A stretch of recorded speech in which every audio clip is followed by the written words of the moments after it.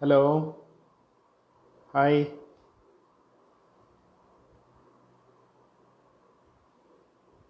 ఉన్నారు ఎవరైనా?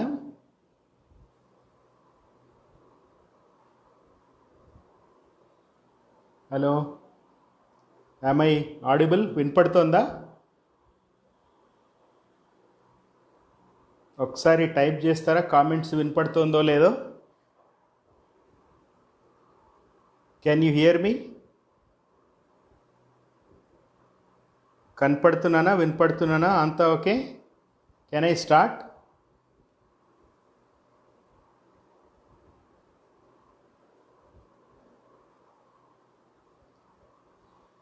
Hello, hi, అందరికీ నమస్కారం. 20 మంది ఉన్నారు. ఒక్క 2 నిమిషాలు మాట్లాడుకుందాం. లెట్ పీపుల్ జాయిన్. Sauda hi, welcome. Venugopal garu, Shekhar thank you, Chandrakala గారు హలో, మోహన్ కుమార్ గారు, పర్స్పెక్టివ్ ఆర్కే సార్ నమస్కారం, భాస్కరం గారు నమస్తే, Sauda Aruna is watching. Yes, Sauda is watching మీ.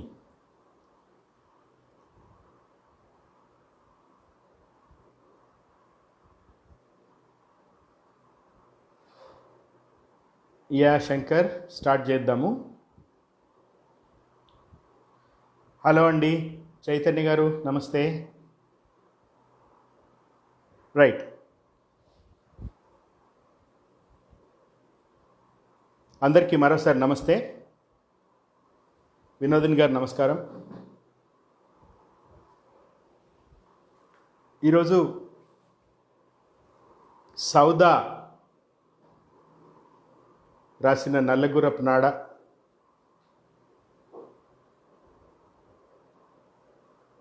ఇది స్క్రీన్లో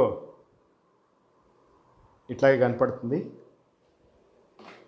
అండ్ ఆచార్య గోపి గారు, డాక్టర్ ఎన్ గోపి గారు రాసిన చైనా పద్యాలు, ఈ రెండిటికి సంబంధించిన పరిచయం చూద్దాం.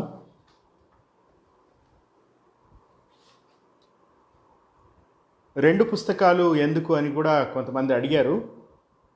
ప్రధానంగా కారణం ఏంటంటే, ఒకటి ఈరోజు సందర్భం. రెండు సౌదా ఏమన్నా అంటే ఇది నవల. Hi BP, hello, welcome. Usha hi. ఇది నవల, యాక్చువల్లీ నవలిక, నిజానికి కథ. ఇది ఈ కథ స్క్రిప్ట్ రాసేటప్పుడే సౌదా కర్నూల్లో ఉమా గారికి చదివి వినిపిస్తే ఆయన వెంటనే ఒక 1000 రూపాయలు సౌదాకి ఇచ్చి, ఇది ఎప్పుడు, ఇది ఒక 2 దశాబ్దాల కింద సౌదాకి ఇస్తే, అది మొట్టమొదటి పెట్టుబడిగా న్యూ సిలబస్ లిటరేచర్ అని పుస్తకాలు వేయడం మొదలుపెట్టాడు సౌదా. ఉమా గారు చెప్పారు కూడా, మీరు ఈ కథ చాలా బాగుంది, ఇది ఎవరికి న్యూస్ పేపర్లో వాళ్ళకి ఎవరికి ఇవ్వకండి, మీరే ప్రింట్ చేయండి అని. అప్పుడు ఇది అంటే ఈ సైజులో లేదు, 1/8 క్రౌన్ సైజులో వేసాము అప్పుడు. ఆ తర్వాత ఇది చాలా ఎడిషన్లు, డిఫరెంట్ సైజెస్ వచ్చినాయి. దీనికి బొమ్మలు ఏలే లక్ష్మణ్ వేశారు. ఏలే లక్ష్మణ్ అన్న ఇప్పుడు లైవ్లో ఉన్న, తర్వాత చూసినా కూడా మరొకసారి న్యూ సిలబస్ లిటరేచర్ తరఫున థ్యాంక్ యూ లక్ష్మణ్ అన్న. బొమ్మలు అందంగా వేసారు. బొమ్మలు లినోకా డ్రాయింగ్స్ అన్ని దీంట్లో చాలా ఉన్నాయి. ఈ బొమ్మలన్నీ మధ్యలో కూడా చాలా ఉంటాయి. ఇవన్నీ కూడా లక్ష్మణ్ వేసింది. తర్వాత ఉమా గారికి అప్పుడు ఏదైతే పెట్టుబడి ఆయన ఇచ్చారో, ప్రతి పుస్తకం న్యూ సిలబస్ లిటరేచరు, ఇప్పుడు దశ థియేటర్, దశ లిటరేచర్ తరఫున వేసే ప్రతి పుస్తకం మొదటి కాపీ ఆయనకు పంపిస్తున్నాడు సౌదా. సో ఈ విషయము షేర్ చేసుకోవడం నాకు చాలా సంతోషం. ఈ నల్లగురపు నాడ వెనకాల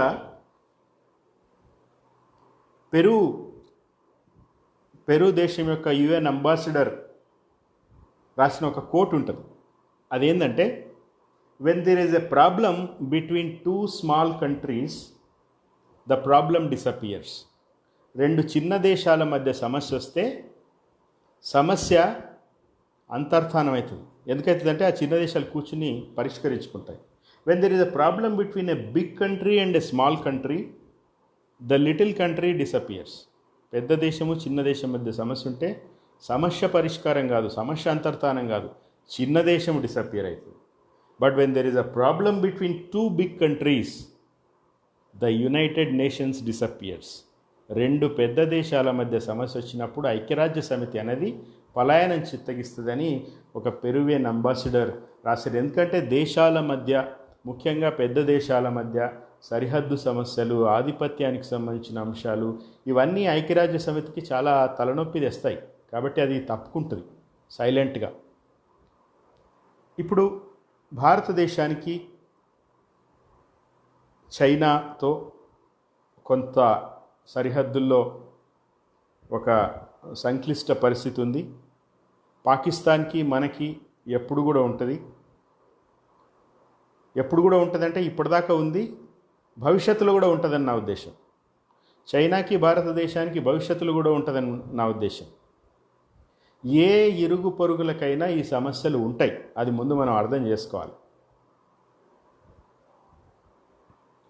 ఆ సమస్యలకు సంబంధించిన పరిష్కారాలు సరే రకరకాలుగా ఉంటాయి.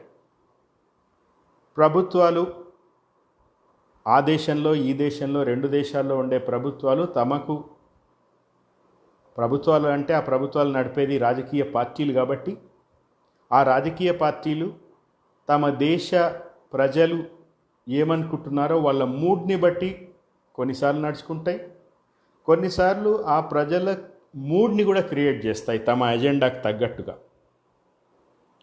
సో కాబట్టి నేను పొద్దున ఇంట్రొడక్షన్లో చెప్పినట్టుగా ఈ సరిహద్దు ఉద్రిక్తలకు సంబంధించి ప్రభుత్వము చెప్పే మాటలు కానీ, ప్రతిపక్ష పార్టీలు చెప్పే మాటలు కానీ, ఇది అన్ని దేశాలకు వర్తిస్తుంది. ఇది చైనాలో కూడా చైనా ప్రభుత్వం ఏమంటుంది, చైనా మీడియా ఏమంటుంది, పాకిస్తాన్ ప్రభుత్వం ఏమంటుంది, పాకిస్తాన్ మీడియా ఏమంటుంది. ఇప్పుడు మనకి కొత్తగా నేపాల్తో కూడా తలనొప్పులు షురు అయినాయి. నేపాల్ మీడియా ఏం రాస్తుంది, నేపాల్ మీడియా రాస్తుంది మన మీడియా ఎట్లా అర్థం చేసుకుంటుంది, ఎట్లా ప్రొజెక్ట్ చేస్తుంది, ఎవరెవరు వాళ్ళ ఇంట్రెస్ట్లను బట్టి దాన్ని ప్రొజెక్ట్ చేస్తారు, దాన్ని డీల్ చేయడానికి ప్రయత్నిస్తారు, దాన్ని పరిష్కరిస్తారు, దాన్ని జటిలం కూడా చేస్తారు. అన్ని వ్యవస్థలు కూడా, అది రాజకీయ వ్యవస్థ కానీ, ఎగ్జిక్యూటివ్ కానీ, ప్రజలు కానీ, లెజిస్లేచర్ కానీ, అందరూ కూడా తమ తమ పరిమితుల మేరకు దాన్ని అర్థం చేసుకోవడానికి ప్రయత్నిస్తారు, దాచిపెట్టడానికి ప్రయత్నిస్తారు, ప్రజెంట్ చేయడానికి ప్రయత్నిస్తారు. This is universal to every country. ఈరోజు మనం చైనా వాళ్ళమైండి చైనాలో కూర్చుని ఇట్లాంటి నవలా స్రవంతి, దీన్ని చైనా భాషలో ఏమంటారు కానీ, ఒకవేళ మాట్లాడుకుంటూ ఉండింటే భారతదేశంలో కూడా ఇలాగే ఉంటుంది అని కూడా మనం అనుకునేవాళ్ళం. సో నా అప్పీల్ ఏంటంటే, సాహితీవేత్తలకి, సమాజం పట్ల కొంచెం ఆలోచించే వాళ్ళకి, మానవత్వం పరిమళించాలి అనుకునే వాళ్ళకి, అందరూ మంచిగా ఉండాలి అనుకునే వాళ్ళకి కొంచెం అబ్జెక్టివ్గా మనం విషయాల్ని చూడాలి. ఈ అబ్జెక్టివ్గా చూడడంలో సాహిత్యం ఉపయోగపడుతుంది. సాహిత్యం అనేది ఇంకా ఏర్పడని ప్రభుత్వం. సాహిత్యం అనేది ఒక మంచి దేశాన్ని తయారు చేసే ఒక యంత్రాంగం అనండి.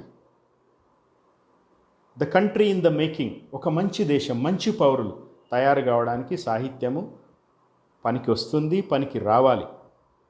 నవలా స్రవంతి, నేను బీపీ పడాల మేమందరం మాట్లాడుకున్నప్పుడు, నవలా స్రవంతి బుక్ రీడర్స్ క్లబ్ పెట్టినప్పుడు కూడా అన్ని రకాల పుస్తకాల గురించి చర్చించుకుందాం, అన్ని జానర్స్ గురించి మాట్లాడుకుందాం, అన్ని దేశాల సాహిత్యం గురించి కూడా మనం పరామర్శించుకుందాం, తెలుసుకుందాం అన్న ఉద్దేశంతో బుక్ రీడర్స్ క్లబ్ అనేది మొదలుపెట్టినాం. ఎందుకంటే సాహిత్యం మన ఎల్లలను విస్తరింపజేస్తుంది. వీసాలు లేకుండా మనం ఎక్కడికైనా వెళ్ళిపోవచ్చు సాహిత్య కీలుగుర్రం పైన. సరే, ఇప్పుడు స్టోరీలోకి. నేను నల్లగురపు నాడ పూర్తిగా అక్షరం చదవడం లేదు, ఎందుకంటే ఇది ఒక పరిచయమే.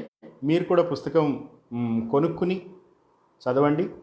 ఆ తర్వాత నేను 2 చిన్న పుస్తకాలే, ఎక్కువ టైం తీసుకోదు. I think I will be able to finish in time. China పద్యాలు కూడా ఎన్ గోపి గారిది, ఇవి కూడా, ఈ 2 కూడా నేను టైంలో. వివనమూర్తి గారు చాలా thank you sir.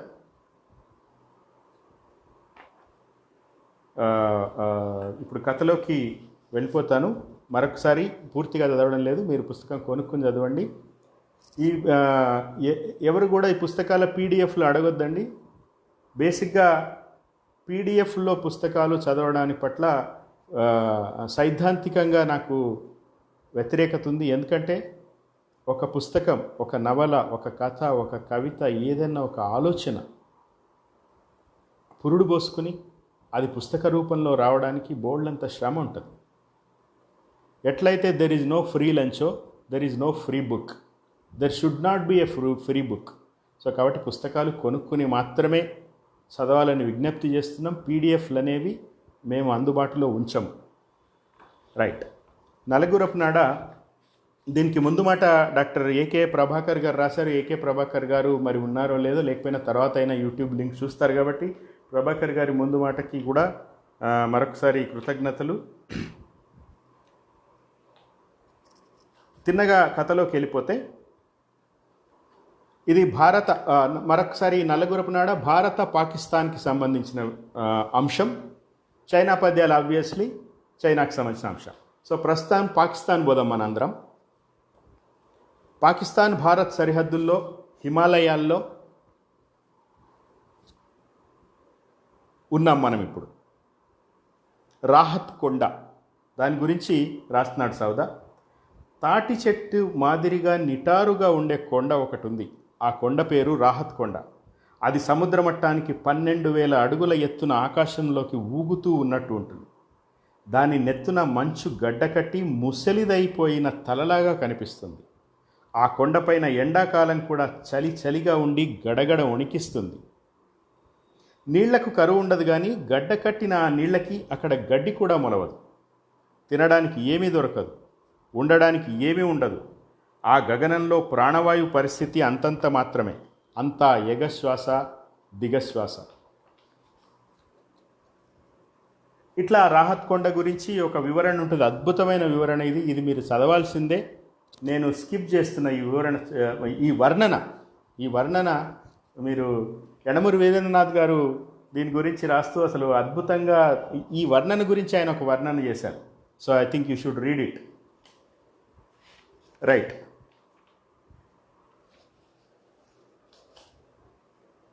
Okay, Rahat కొండది వర్ణన అయిపోయిన తర్వాత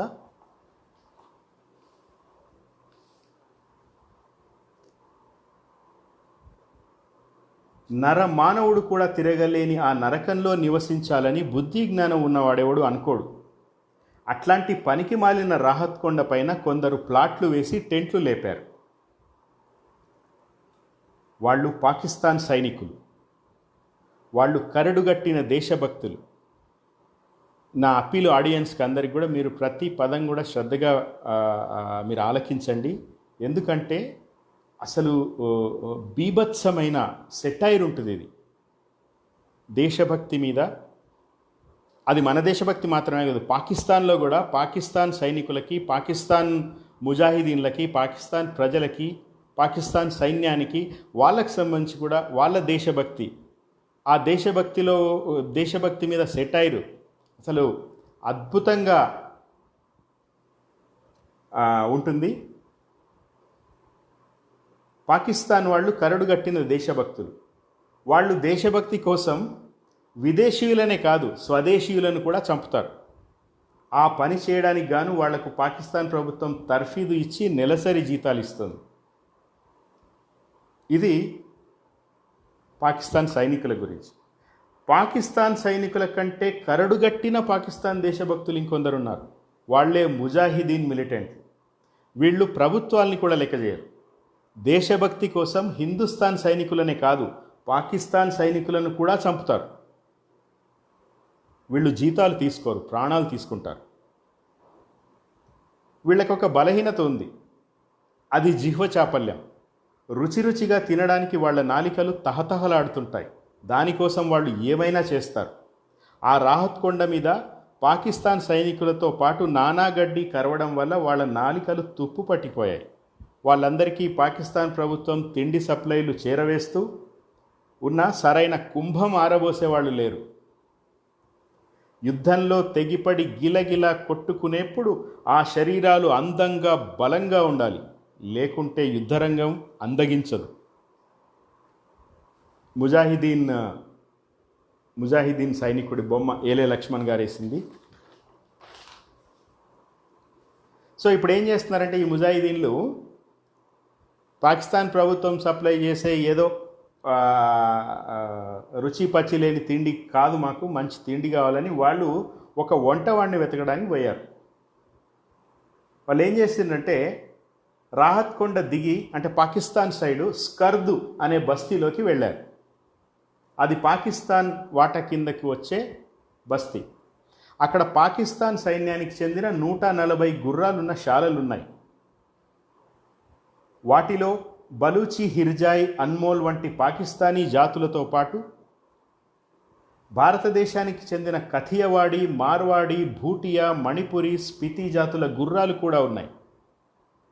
సౌదా ఏదైనా ఒక వర్క్ చేస్తే చాలా రీసెర్చ్ చేస్తాడు. గుర్రాల గురించి మొత్తం ఎన్ని జాతులు, ఎన్ని రకాల గుర్రాలు అవన్నీ కూడా తను రీసెర్చ్ చేసి రాసింది. ఒక చిన్న కథ కోసం కూడా ఇంత శ్రమ చేస్తున్నాడు. సరే, ఆ గుర్రపుశాలల్లో ఒక వంట మనిషి పనిచేస్తున్నాడు. అది కనిపెట్టిరు వీళ్ళు ముజాహిదీన్లు. ఆ వంట మనిషి పేరు అబ్దుల్ అజీజ్. పాటల పాషా అని ఒక అజీజ్ ఉన్నాడు నా ఫ్రెండ్ లిస్ట్లో. అజీజ్కి పొద్దున్న చెప్పిన అబ్దుల్ అజీజ్ అని ఒక క్యారెక్టర్ ఉంటుంది, నువ్వు రా అజీజ్ అని. అజీజ్ వచ్చుంటే welcome to Indian Aziz. So ఇతని పేరు అబ్దుల్ అజీజ్. వంట అంటే అబ్దుల్ అజీజ్ది అని స్కర్దు అంతా చెప్పుకుంటారు. మరి అతడు గుర్రపు లద్దెల దగ్గర ఉండడం ఏమిటి? ఎవరికి ఇష్టమైన పని ఎవరికి దొరికింది కనుక. చేసేది సైన్యంలో, ఎత్తేది గుర్రపు లద్దెలు, వచ్చిన పని వంట. అబ్దుల్ అజీజ్ అంటే ఇదే. సో మొత్తానికి వాళ్ళు ఇక్కడ వర్ణన ఉంటుంది, అది స్కిప్ చేస్తున్నా. సో అబ్దుల్ అజీజ్ని తీసుకుపోవడానికి వచ్చారు వీళ్ళు, ఎందుకంటే తమకు వంట వండి పెట్టాలని. మిలిటెంట్లు అడిగినారు అబ్దుల్ అజీజ్ని, ఓ పైల్వాన్, నువ్వేనా వంట చేసే అబ్దుల్ అజీజ్వి అని. ఆ మాట పుష్తో భాషలో అడిగారు. అజీ అన్నాడు అబ్దుల్ అజీజ్ మరీ పీల గొంతుతో. అంటే వీళ్ళని చూసి భయపడ్డాడు. అబ్దుల్ అజీజ్ ఒళ్ళు చూసి కలవరపడ్డ వాళ్ళు ఆయన నోటి మాట విని మూట కట్టేశారు అబ్దుల్ అజీజ్ని. లబలబలాడాడు అబ్దుల్ అజీజ్. ఆ అల్లరికి ఏం జరుగుతుందో అని అశ్వశాల అధ్యక్షుడు ఏకాకి పరుగొత్తుకొచ్చాడు. వచ్చి రాగానే 3 మిలిటెంట్లకి సలాం చేసి జహాపన. ఆ అశ్వశాల అధ్యక్షుడు మిలిటెంట్లతో అంటున్నాడు, సర్కారు సైన్యంలో గోడారీ పనిచేసే ఈ అబ్దుల్ అజీజ్ని మీరు ఎత్తుకుపోవడంలో గల దేశభక్తిని నిరూపించుకోగలరా అని వినయంగా అడిగాడు. తమ దేశభక్తిని నిరూపించుకునే అవకాశం వచ్చినందుకు 3 మిలిటెంట్లు మహా ఆనందపడిపోయారు. నిజానికి దేశభక్తి నిరూపణ అనేది అది అడ్రినలిన్ని చాలా పెంచుతుంది. ఎవరికైనా సరే తమ దేశభక్తిని నిరూపించుకునే అవకాశం వస్తే ఎవరు వదులుకోరు. అది మనం చూస్తూనే ఉన్నాం. సో ఇక్కడ వాళ్ళకి సంభాషణ ఉంటుంది, అది వినండి. పెద్ద మిలిటెంట్, దేశాన్ని రక్షించాల్సిన దేశభక్తుల దేహదారుఢ్యం ఎట్లా ఉండాలి అని మిలిటెంట్ అడుగుతున్నాడు. అశ్వశాల అధ్యక్షుడు అంటున్నాడు, గుర్రంలాగా ఉండాలి హుజూర్, అందులోనూ అరబ్బీ జాతిరత్నం థారోబ్రెడ్ గుర్రంలాగా ఉండాలి. శభాష్, అరబ్బీ జాతి థారోబ్రెడ్ గుర్రంలాగా ఉండాలంటే ఎట్లాంటి తిండి తినాలి? చియ్య ఉండే తిండి తినాలి. శభాష్. ఇప్పుడు అబ్దుల్ అజీజ్ వంటతనం గురించి క్లుప్తంగా 5 వాక్యాల్లో వర్ణించు అని పెద్ద మిలిటెంట్ అంటున్నాడు. అప్పుడు అశ్వశాల అధ్యక్షుడు అంటున్నాడు, నలుడు, భీముడు, అబ్దుల్ అజీజ్, అది వరస. అంటే బహుశా నలుడు, భీముడు పాకిస్తాన్లో కూడా ఉండొచ్చు, లేకపోతే పాకిస్తాను మనం అంతా కలిసి ఉన్నప్పుడు నలుడు భీముడు కాలంలో మనం అంతా కలిసే ఉన్నాం కాబట్టి నలుడు భీముడు వాళ్ళ వారసత్వం కూడా కావచ్చు. సో నలుడు, భీముడు, అబ్దుల్ అజీజ్ అది వరుస. ఈ అబ్దుల్ అజీజ్ ఉత్త నోటితో ఊదితే మంట మండుతుంది. ఒట్టి నీళ్ల పాత్ర మీద చిటికెలు వేస్తే గుమగుమలు పుడతాయి. అతడు వండితే తినాలి పలావ్. చేతిలో గరిటే తినగల మనిషి ఉంటే చాలు, రాహత్ కొండపైన అయినా వంట చేయగలడు ఈ అబ్దుల్ అజీజ్. శభాష్. మరి రాహత్ కొండ మీద దేశభక్తులకు రాజభోజనం వండాల్సిన వాడు స్కర్దు గుల్లపుశాలలో దాణ వేయడం తగున? గరిటె పట్టుకోవాల్సిన చెయ్యి సుంకోదిని పట్టడం సబబ. సుంకోదిని అంటే గుర్రం ఆరోగ్య స్థితిగతులను తెలుసుకోవడానికి గిట్టల అడుగు భాగాన గీరి పరీక్షించే లిక్కి, దాని పేరు సుంకోదిని. కానే కాదు హుజూర్ అంటున్నాడు అశ్వశాల అధ్యక్షుడు. అయితే నువ్వు వెళ్ళొచ్చు. అబ్దుల్ అజీజ్కు గొడారి పని నుంచి వంటల పనికి పదోన్నతినిస్తున్నాం. ప్రభుత్వాన్ని మరమ్మత్తు చేసే దేశభక్తులు ఈ పని చేశారని మీ పై అధికారులకు చెప్పు. పాకిస్తాన్ మాతకు జై.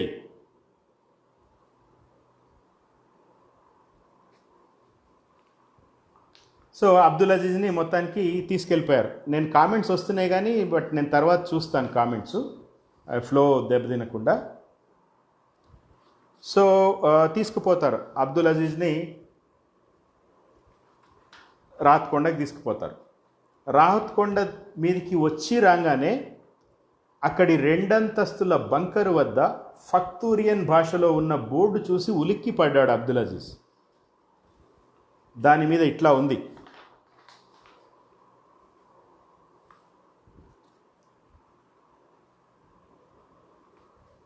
ఇది ఇట్లా ఉంది. ఇది ఏమని ఉందంటే, killer commandos, Pakistan defence academy, Rahat hill post. వాళ్ళు ఏం రాసిరంటే, ఒకటి ఆ బోర్డు మీద, నేను ఎప్పుడు ముక్కు మొహం చూడని వాడి కోసం, నేను ఎప్పుడు పేరు పెట్టి పిలవని వాడి కోసం, నేను ఎప్పుడు ఎరగని వాడి కోసం, నేను ఎప్పుడు ప్రేమించని వాడి కోసం నేను ప్రాణాలు తీసుకుంటాను. అందరికంటే ముందు ప్రాణాలు తీసుకునేది నేనే, ఎందుకంటే నేను దేశభక్తుణ్ణి. హత్యలు చేయడం నా వృత్తి. I'm a Killer buy profession.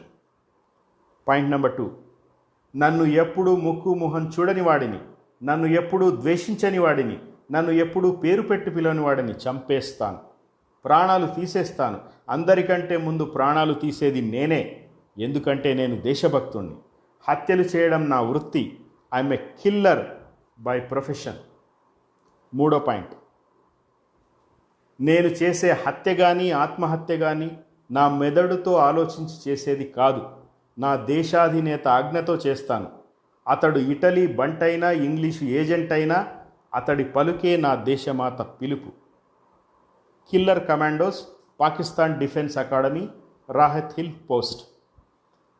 Audience అందరికి కూడా విజ్ఞప్తి ఏంటంటే, ఇది ఏ దేశమైనా, ఏ దేశ మిలిటరీ అయినా, ఏ దేశంలో ఉండే ముజాహిదీన్లైనా సరే, పాకిస్తాన్లో పాకిస్తానీ ముజాహిదీన్లు ఉంటారు, భారతదేశంలో భారతదేశ వర్షన్ ఆఫ్ ముజాహిదీన్లు కూడా ఉంటారు, ప్రతి దేశంలో కూడా ఉంటారు అట్లాంటి వాళ్ళు. అది కూడా ఐ థింక్ ఆ సెటప్లో భాగమే అది. ఇది పాకిస్తాన్ డిఫెన్స్ అకాడమీ. పాకిస్తాన్ ఇంకొక బోర్డు కూడా ఉంది, అది శాంతి నిలయం, పాకిస్తాన్ దేశభక్తులు, పాకిస్తాన్ దేశభక్తుల పేరుతో రాసుకున్నది. అమ్మా పాకిస్తాన్ మాత, నీ కోసం, నీ ఆత్మగౌరవం కోసం ఎవరినైనా చంపేస్తాను. నా తోడబుట్టిన అన్నదమ్ములనైనా, నా తోడబుట్టిన అక్క చెల్లెళ్లనైనా చంపేస్తాను. చివరికి నాకు జన్మనిచ్చిన తల్లిదండ్రులనైనా చంపేస్తాను. ఎందుకంటే నేను నీకు మాత్రమే పుత్రుణ్ణి, దేశభక్తుణ్ణి, ముజాహిదీన్ని. 2వ పాయింట్, నీ కోసం, నీ ఆత్మగౌరవం కోసం ఎవరినైనా చంపేస్తాను. నా స్నేహితులనైనా, నా దేశ సైనికులనైనా చంపేస్తాను. చివరికి నన్ను పెంచి పోషించే నా దేశ ప్రభుత్వాన్నైనా కూల్చేస్తాను. ఎందుకంటే నేను నీకు మాత్రమే నిజమైన పుత్రుణ్ణి, దేశభక్తుణ్ణి, ముజాహిదీన్ని. 3వ పాయింట్, నీ కోసం, నీ ఆత్మగౌరవం కోసం నేను చేసే మానవ హత్య, నేను చేసే ప్రభుత్వ కూల్చివేత, నేను మనస వాచ కర్మణ నమ్మి చేసేది. భారతమాతను నీకు బలి ఇవ్వడానికి నా దేశాధినేతకు ఆయుధం పట్టడం రాదు. అందువల్ల సర్వసైన్యాధ్యక్షుడి ద్వారా నేను నీ పిలుపుని వింటాను. అతడి పిలుపే నీ పిలుపు. ఇట్లా ఈ రెండు బోర్డులు చదవగానే పాత డొక్కు టెంపో హారంలాగా పియ్యూ పియ్యూ అంది అబ్దుల్ అజీజ్ గుండెకాయ. హంతకులు దూసిన విచ్చుకత్తెల మధ్య తను చిక్కుకుపోయినట్టు, ఊపిరి సలపనట్టు కొయ్యబారిపోయాడు. ఇక్కడ ఈ లైను భలే అనిపిస్తుంది నాకు. పైగా దేశభక్తుల్లో 2 రకాల దేశభక్తులు ఉండడం అతడిని మరింత భయకంపితం చేసింది. ఇంతకీ దేశమాత పిలుపు అంటే ఎవరి పలుకు? దేశాధ్యక్షుడిదా, సర్వసైన్యాధ్యక్షుడిదా? అంటే ఇది పాకిస్తాన్లో ఉండే ప్రాబ్లం, మన దగ్గర ఆ ప్రాబ్లం ఉండదు. పాకిస్తాన్లో దేశాధ్యక్షుడు ఉంటాడు, సర్వసైన్యాధ్యక్షుడు ఉంటాడు. సర్వసైన్యాధ్యక్షుడే పాకిస్తాన్లో ఎప్పుడు పై లెవెల్లో ఉంటారు. ఇది పాకిస్తాన్ టిపికల్ ప్రాబ్లం, మనది కాదు. దేశమాత పిలుపు అంటే ఎవరి పలుకు? దేశాధ్యక్షుడిదా, సర్వసైన్యాధ్యక్షుడిదా? ఒకళ్ళేమో దేశాధినేత కోసం ఎవరినైనా చంపుతామంటారు, ఇంకొకళ్ళేమో సర్వసైన్యాధ్యక్షుడి కోసం దేశాధినేతలనే కూల్చేస్తామంటారు. ఇంత పొసగని అభిప్రాయాలున్న 2 బోర్డులు పక్కపక్కనే ఉండడమా? టక టక టక టక కొట్టుకుంది చేతిలో గరిటె అబ్దుల్ అజీజ్కి. వంట చెడిపోయింది. పాలిటిక్స్ నుంచి వంటలోకి వద్దాం ఇప్పుడు. ఈలోగా చెడిపోయిన వంట, ఓకే, వాళ్ళు ఆవురమని వాళ్ళు వచ్చారు ముజాహిదీన్లు.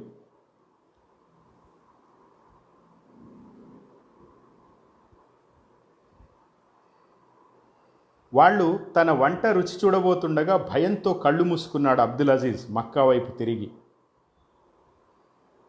కొంతసేపటికి బ్రేవ్ అన్న పెద్ద తేన్పు విని కళ్ళు తెరిచాడు. ఎదురుగుండా పెద్ద మిలిటెంటు నిలబడి ఉన్నాడు. అతడి భుజానికి బారు తుపాకీ వేలాడుతూ ఉంది. Indian Mujahideen not fair allegation అంటున్నారు బీపీ పడాలా. సరే, ముజాహిదీన్ అనొద్దు, ఇంకోటి ఏమైనా అందాం, కానీ అది మరింత అన్ఫెయిర్గా ఉంటుంది, కాబట్టి నేను మీ ఊహకే వదిలేస్తున్నా. కొంతసేపటికి బ్రేవ్ అన్న పెద్ద తేన్పు విని కళ్ళు తెరిచాడు. ఎదురుగుండా పెద్ద మిలిటెంటు నిలబడి ఉన్నాడు. అతడి భుజానికి బారు తుపాకీ వేలాడుతుంది. బిక్క చచ్చి చూశాడు అబ్దుల్ అజీజ్.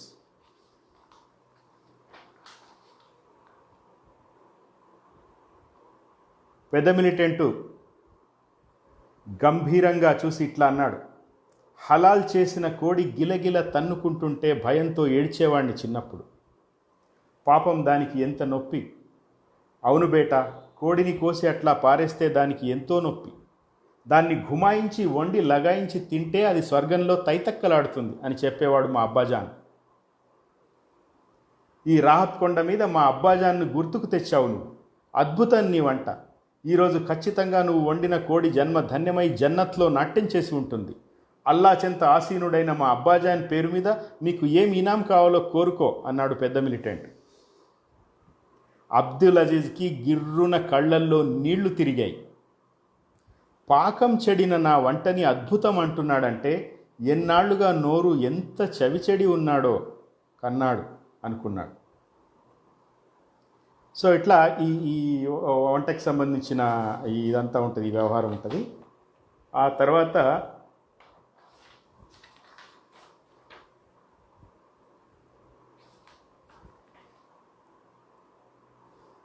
పాకిస్తాన్ సైనికులు, ముజాహిదీన్ మిలిటెంట్లు, ఈ ఇద్దరు దేశభక్తులే. కానీ ముజాహిదీన్లంటే పాకిస్తాన్ ప్రజలకు ఆరాధనాభావం. వాళ్ల చర్యలను దేశభక్తి ప్రపూరిత మహాకార్యాలుగా ఆ దేశ ప్రజ భావిస్తుంది. ముజాహిదీన్లు సర్వసైన్యాధ్యక్షుడి మద్దతుతో హిందుస్థాన్ భూభాగంలోకి చొచ్చుకు రావడం మొదలుపెట్టారు.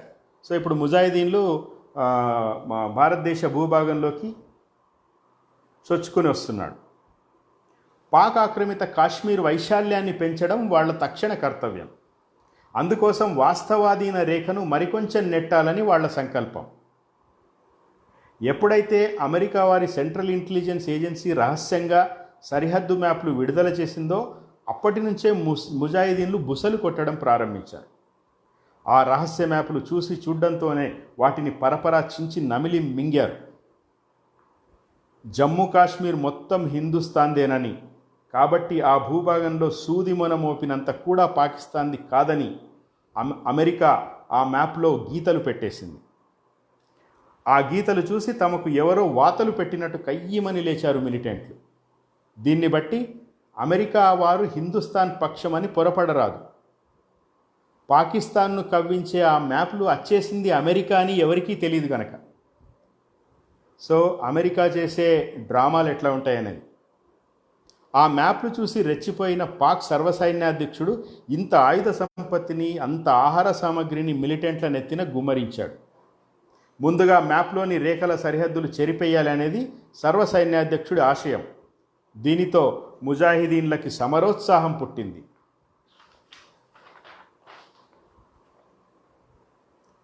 సర్వసైన్యాధ్యక్షుడి ఆజ్ఞతో మిలిటెంట్లు పరాయి భూభాగంలోకి చొచ్చుకెళ్తున్నారన్న విషయం పాకిస్తాన్ అధినేతకే తెలియదు పాపం. అతన్ని ఆయుధం పట్టలేని అర్భకుడని, అతడికి చెప్పాల్సిన అవసరం ఏమీ లేదని సర్వసైన్యాధ్యక్షుడి అభిప్రాయం. కానీ ప్రభుత్వ సైనికులను రంగంలోకి దించాలంటే ఆ అర్భకుడి అనుమతి తప్పనిసరి. సర్వసైన్యాధ్యక్షుడికి ఒక్క విషయమే చికాకు పుట్టిస్తుంది. అందుకే అతడికి డెమోక్రసీ కంటే థియోక్రసీ అంటేనే మక్కువ. దైవస్వామ్యం అన్నమాట. గాడ్ ఈజ్ గ్రేట్ కదా. ఈలోగా ఎట్లా ఒకట్లా సర్వసైన్యాధ్యక్షుడి పనిపోబిడిని అర్భకుడైన దేశాధినేత కనిపెట్టాడు. మీ పాటికి మీరు హిందుస్థాన్లోకి చొచ్చుకుపోతుంటే ఇక నేను ప్రభుత్వ సైన్యం ఎందుకు ఉన్నట్టు అని సర్వసైన్యాధ్యక్షుడిని నిలదీశాడు దేశాధినేత. అందుకు సర్వసైన్యాధ్యక్షుడు ఇట్లా బదులిచ్చాడు. సర్వసైన్యాధ్యక్షుడు అంటున్నాడు, నేను దేశభక్తుడిని. దేశభక్తుడి కర్తవ్యం దేశాన్ని రక్షించడం, మరియు పొరుగు దేశాన్ని ఆక్రమించి కలుపుకోవడం. కనుక నేను నా దేశభక్తిని నిరూపించుకున్నాను. నువ్వు నీ దేశభక్తిని నిరూపించుకో అంటే దేశాధినేత అంటున్నాడు, నా దేశభక్తినే శంకిస్తున్నావా? అయితే ఈ క్షణమే మన సైన్యాన్ని కూడా మిలిటెంట్లకు అండగా పంపించవలసిందిగా నిన్ను ఆజ్ఞాపిస్తున్నాను. ఇది మరొకసారి చదువుతాను.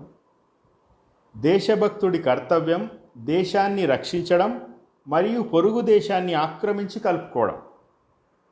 ఇది అండర్లైన్ చేయాల్సిన పాయింట్. సో మొత్తానికి వీళ్ళకి అసైన్మెంట్ ఇచ్చారు. Yes BP, this is terrific attack satire on Pak president. Yes. So మొత్తానికి ఎవరైనా పాకిస్తాన్ స్నేహితులు చూసే అవకాశం లేదు, కానీ చూస్తే వాళ్ళు కూడా నొచ్చుకుంటారు. సరే, ఈ రాహత్ కొండ పొడుగ్గా నిటారుగా ఉండే రాహత్ కొండకి అటువైపు పాకిస్తాను, ఇటువైపు హిందుస్థాన్. సో వీళ్ళు ముజాహిదీన్ మిలిటెంట్లు, సైనికులు వీళ్ళందరూ కూడా ఆ రాహత్ కొండ ఎక్కి ఇటు ఇండియన్ భూభాగంలోకి దిగాలన్నమాట. అది వాళ్ళ మిషన్.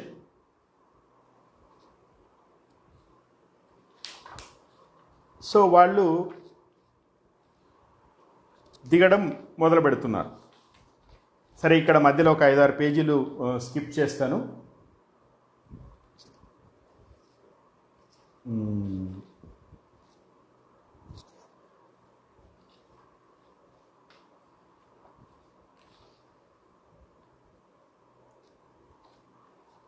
సో ఈ రాహత్ కొండ మీద అబ్దుల్ అజీజు,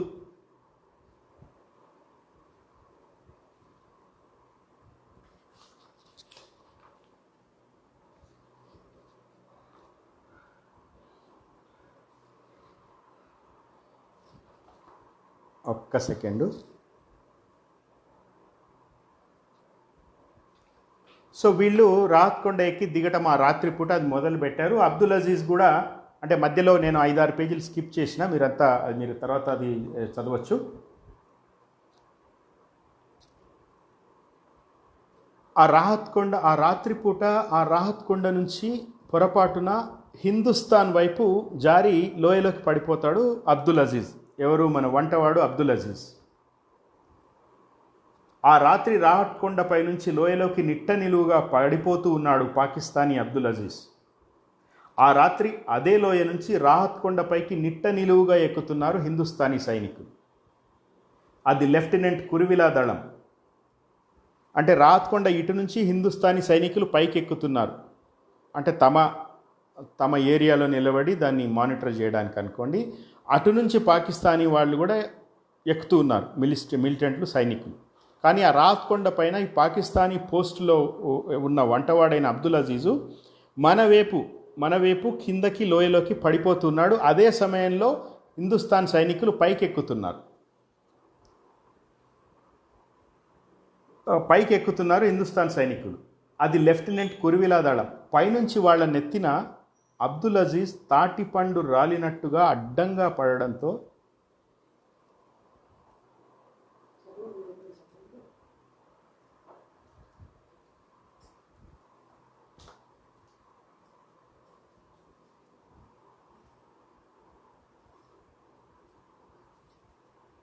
పైనుంచి వాళ్ళ నెత్తిన అబ్దుల్ అజీజ్ తాటిపండు రాలినట్టుగా అడ్డంగా పడడంతో ఏడుగురు చింతకాయలు రాలినట్టు రాలిపడ్డారు. వాళ్ళకి ఏం జరిగిందో తెలిసేలోగా స్పృహ తప్పిపోయారు. వాళ్ళ మీద పడిన అబ్దుల్ అజీజ్ కూడా స్పృహ తప్పి పడిపోయాడు. అబ్దుల్ అజీజ్కి కపాలం చీలింది, ముక్కుదూలం బద్దలైంది, పళ్ళు రాలి కింది దవడ వేలాడుతోంది, ఎముకలు విరిగిపోయాయి. అతడిని గుర్తుపట్టడం కష్టం. అంటే మీకు అర్థమవుతోంది కదా, వీళ్ళు 7 మంది హిందుస్థాన్ సైనికులు పైకెక్కుతున్నారు. అదే సమయంలో అబ్దుల్ అజీజ్ జారి భారత్ వైపు పడ్డాడు. ఈ 7 సైనికుల మీద పడడంతో 7 ప్లస్ ఆయన కూడా మొత్తం 8 మంది కింద పడిపోయారు మన సైడు. సో ఆ పడడంలో అంత పైనుంచి పడడంతో అబ్దుల్ అజీజ్కి మొత్తం కపాలం చీలింది, ముక్కుదూలం బద్దలైంది, పళ్ళు రాలి కింది దవడ వేలాడుతోంది, ఎముకలు విరిగిపోయాయి. అతన్ని గుర్తుపట్టడం కష్టం. అతడు నేల మీద కాకుండా మనుషుల మీద పడడంతో బతికి బయటపడ్డాడు. రాహత్ కొండ మీద నుంచి పడి బతకడం కూడానా? మరి కథానాయకులు బతకకపోతే కథ రక్తి కట్టదు. అందువల్ల అబ్దుల్ అజీజ్ కన్నా తక్కువ ఎత్తు నుంచి పడ్డ 7 హిందుస్థానీ సైనికులు కూడా ప్రాణాలతోనే ఉన్నారు. అందరూ యూనిఫారాలు నెత్తుటిమయం అయిపోయాయి, జిగురుగా. కెప్టెన్ కేదార్ పాల్ ఈ ఘోర వైఫల్యాన్ని తట్టుకోలేకపోతున్నాడు. వీరాధి వీరులైన హిందుస్థానీ సైనికులు ఆఫ్టర్ ఆల్ ఒక బోడికొండని ఎక్కలేక చతికిల పడడం ఆయన్ని బాగా కలవరపెట్టింది. అయినా డ్యూటీ ఈజ్ డ్యూటీ. చేయాల్సిన పనులు చేయక తప్పదు. శ్రీనగర్ ఎయిర్ బేస్కు తక్షణం సమాచారం అందించాడు. బేస్ క్యాంపు ఆసుపత్రికి చెందిన ఫీల్డ్ సర్జరీ సెంటర్ హెలికాప్టర్ను అత్యవసరంగా పంపాల్సిందిగా కెప్టెన్ కేదార్ పాల్కు కబురు పెట్టాడు. ఇది మొత్తం పూనా వెళ్ళి సౌదా ఆ మొత్తం అది వాళ్ళు ఎట్లా ఆపరేట్ చేస్తారు ఇదంతా తను అక్కడ ఉండి రీసెర్చ్ చేసి రాసింది. ఇంకా మసక చీకటి ఉండగానే నిమిషాల మీద హుటాహుటిన అక్కడికి ఎగిరి వచ్చింది ఎఫ్ఎస్సి హెలికాప్టర్. ఆ తెల్లవారుజామున చావు బ్రతుకుల మధ్య ఉన్న క్షతగాత్రులందరినీ హెలికాప్టర్లోకి స్ట్రెచర్తో, మీకు అర్థమైంది కదా, మొత్తం 7 మంది హిందుస్థానీ సైనికులు, అబ్దుల్ అజీజ్ పాకిస్తానీ వంటవాడు, మొత్తం 8 మంది కూడా దెబ్బలు తగిలినాయి. హాస్పిటల్కు తరలిస్తున్నారు. అబ్దుల్ అజీజ్ని ఎవరు గుర్తుపట్టే పరిస్థితిలో లేదు.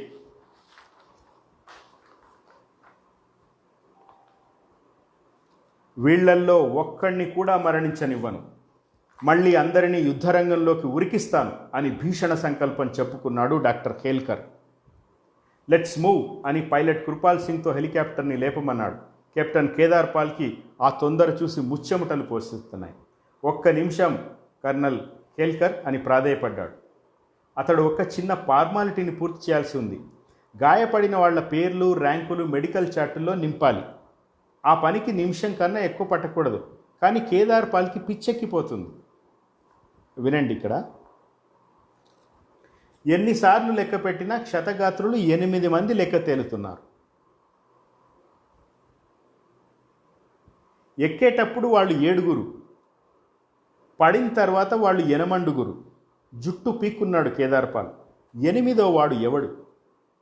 అప్పటికే ఆయన లెక్కలేనన్నిసార్లు లెక్క పెట్టాడు, మళ్ళీ లెక్క పెట్టాడు, మళ్ళీ లెక్క పెట్టాడు. కానీ ప్రతిసారి 8 లెక్క తేలుతోంది. మనుషులు 8, పేర్లు 7. 8వ పేరు కావాలి, ఏదో ఒకటి రాయాలి, సమయం లేదు. ఇంతలో డాక్టర్ ఖేల్కర్ భీకరంగా అరిచాడు, కెప్టెన్, మీరు వీరుల ప్రాణాలతో చెలగాటమాడుతున్నారు. మీరు ఆలస్యం చేస్తే ఒక్కొక్క క్షణం వాళ్ళని మృత్యువుకు ఒక్కొక్క అడుగు దగ్గర చేస్తుంది. కృపాల్, లెట్ స్టార్ట్ అన్నాడు. ప్లీజ్ 1 సెకండ్ కర్నల్ అని అడుక్కోపోయాడు కేదార్ పాల్. కానీ జేవురించిన డాక్టర్ ఖేల్కర్ ముఖాన్ని చూసే సాహసం లేక ఆ 8వ మనిషి పేరు లెఫ్టినెంట్ రామదాసు తడికెల అని రాసేశాడు. రామదాసు తడికెల కూడా రాహత్ కొండ మీదకి వెళ్ళాడని చటుక్కున జ్ఞాపకం వచ్చింది. సో 8వ పేరు కూడా ఇండియన్ సైనికుల లిస్టులో వేసేశారు అబ్దుల్ అజీజ్ని కూడా. మరుక్షణం క్షతగాత్రులు మోసుకొని తూనీగలాగే ఎగిరిపోయింది శ్రీనగర్ వైపు. సరే, వీళ్ళందరినీ కూడా అక్కడికి తీసుకుపోతున్నారు. ఎంత ఆలోచించినా అంకెకి రావడం లేదు. అతనికి అర్థం కావడం లేదు. 5 గన్నర్లు ప్లస్ ఒక గ్రెనేడియరు 6, ప్లస్ ఒక లెఫ్టినెంట్ 7. 8వ వాడు ఉండడానికి ఛాన్సే లేదు. 8వ పేరు ఏం రాశాడు తను? లెఫ్టినెంట్ రామదాస్ తడికెల కదా అనుకోగానే అతడి ఒళ్ళు చప్పున చల్లబడిపోయింది. లెఫ్టినెంట్ కురువిలా దళం వేరు, లెఫ్టినెంట్ రామదాస్ తడికెల దళం వేరు. హెలికాప్టర్ తుర్రుమన్నాక కానీ కేదార్పాల్కి బుర్ర వెలగలేదు. చేసిన పొరపాటుకు గబగబా మొట్టికాయలు వేసుకున్నాడు. మధ్యవేలిని బొటనవేలిని చూపుడు వీలితో విదిలించి కొట్టాడు. ఎంత అయోమయంగా రాశాడు ఆ పేరు. ఒక ఓరలో 2 లెఫ్టినెంట్ల. అవును, ఆ 8వ వాడు ఎవడు అని జుట్టు పిక్కున్నాడు కేదార్పాల్. ఒకవేళ మీదో వాడు ఎందుకో 8లో 8 స్ఫురించి తలపట్టుకున్నాడు కేదార్పాల్. అతడి గుండెకాయలో తెల్లపాము పారాడింది. కానీ ఈ విషయం అప్పటికే చేయి దాటిపోతుంది. హెలికాప్టర్ కన్ను దాటిపోయింది. పీనుగల పెంట మధ్య లెక్కేమిటి, పొరపాట్లు ఏమిటి? ఈ లైన్ భలే ఇష్టం నాకు. పీనుగుల పెంట మధ్య లెక్కేమిటి, పొరపాట్లు ఏమిటి? యుద్ధమే ఒక పెద్ద పొరపాటు. అప్పుడు మొరిగాయి తుపాకులు రాహత్ కొండపై నుంచి. హెలికాప్టర్ వెళ్ళిన 6 నిమిషాలకి.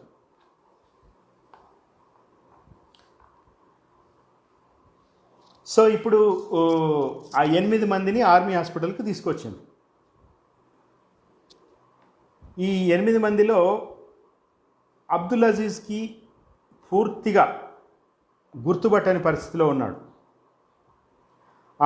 సివిఆర్ గారు 8వ వాడు 8 అనేది మీరు అంకేశారు. అట్లా కాకుండా ది అని రాస్తే ఆ 8లో 8 ఉంది.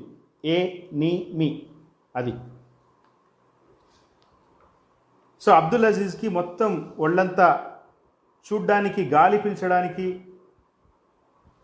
వీళ్ళందరికీ కూడా కపాల నుంచి కాలివేళ్ల దాకా తెల్లటి బ్యాండేజీ చుట్టేసి వేడివేడిగా తెల్లటి ప్లాస్టర్ ఆఫ్ పారిస్ పూసేశారు. చూడడానికి, గాలి పీల్చడానికి నోటి దగ్గర మాత్రం కంతలుంచారు. తెల్లటి ముంతలకి 3-4 కన్నాలు పెట్టినట్లున్నాయి వాళ్ళ తలకాయలు. కొందరికి కాళ్ళు, కొందరికి చేతులు పైన కప్పీలకు వేలాడదీశారు. వాళ్ళు ఎవరైంది చెప్తే తెలుసుకోలేరు. కానీ అప్పటికే కేదార్పాల్ గుర్తించిన దాని ప్రకారం ఏ పొరపాటు జరగకుండా ఖచ్చితంగా ఎవరి మెడికల్ చార్ట్లు వాళ్ళ బెడ్లకి తగిలించారు. అంతా సరిగ్గా ఉంది. అందువల్ల పాకిస్తానీ అబ్దుల్ అజీజ్ మెడికల్ చార్టు మీద లెఫ్టినెంట్ రామదాస్ తడికెల అని ఉంది. సో ఇప్పుడు అబ్దుల్ అజీజ్ని వీళ్ళందరూ కూడా రామదాస్ తడికెల అనుకుంటున్నారు. అబ్దుల్ అజీజ్కి తెలివి వచ్చింది. శత్రు సైనికుల మధ్య ఉన్నట్టు తెలుసుకుని వణికిపోయాడు. అందరూ హిందుస్థానీ సైనికులకు చేస్తున్నట్టే అతడికి కూడా ఆసుపత్రి సిబ్బంది నానా చాకిరీ చేస్తున్నారు. కిక్కురు మనకుండా ఆ సేవలన్నీ అనుభవిస్తున్నాడు అబ్దుల్ అజీజ్. తన పేరు అబ్దుల్ అజీజ్ కాదని లెఫ్టినెంట్ రామదాస్ తడికెల అని గ్రహించాడు Aziz. Lieutenant Ramdas Tadikela, how are you అని డాక్టర్ ఖేల్కర్ అడిగితే తన తెల్లటి ముంతలోంచి ముసిముసిగా నవ్వాడు అబ్దుల్ అజీజ్. ఇంతలో కాశ్మీరీ యాపిల్ జ్యూస్ వచ్చింది. కిమ్మనకుండా తాగాడు అబ్దుల్ అజీజ్. ఇంకొంచెం సేపటికి బాగా గ్రైండ్ చేసిన బాదం అక్రోట్ సలాడ్ వచ్చింది. వద్దనకుండా స్వీకరించాడు.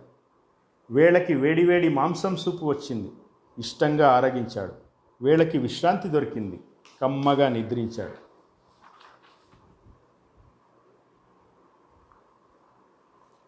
అంగట్లో అన్నీ ఉన్నాయి, కానీ అబ్దుల్ అజీజ్ నోట్లోనే పళ్ళు లేవు.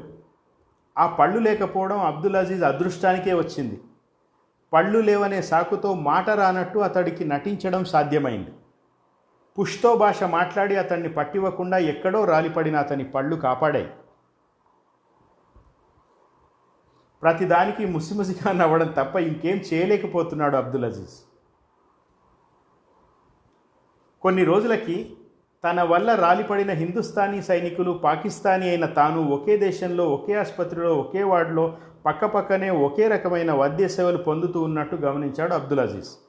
ఇక్కడ అబ్దుల్ అజీజు అంతరంగము చాలా అద్భుతంగా ఉంటుంది. ఏమనుకుంటున్నాడంటే, ఆహా, యుద్ధదేవతకు వీరులందరూ సమానమే కదా అనుకున్నాడు. రోజులు గడిచే కొద్దీ తన పేషెంట్లందరూ చక్కగా కోలుకుంటున్నా లెఫ్టినెంట్ రామదాస్ తడికెలకి మాటలు రావడం లేదని గమనించాడు డాక్టర్ ఖేల్కర్. ఆయన అందరూ ఎక్స్పర్ట్లతోనూ అన్ని పరీక్షలు చేయించాడు. సో మొత్తానికి అబ్దుల్ అజీజ్కి రామదాసు తడికెలకి మాటలు రావడం లేదు. మాటలు రాకూడదు, వస్తే చచ్చిపోతాడు వాడికి పుష్తో భాష మాత్రమే వచ్చు. సో ఇప్పుడు రామదాస్ తడికెలలాగా ఉన్నాడు. ఈ మధ్యలో ఒక ఒక ప్రేమ సీన్ కూడా. లెఫ్టినెంట్ రామదాసు ముసిముసి నవ్వులను ఊరకంటతో గమనిస్తూ ఒక మలయాళీ డాక్టర్ అమ్మి సిగ్గుల మొగ్గ అయిపోతూ ఉండేది. రోజు ఆమె టెంపరేచర్ చూసేది.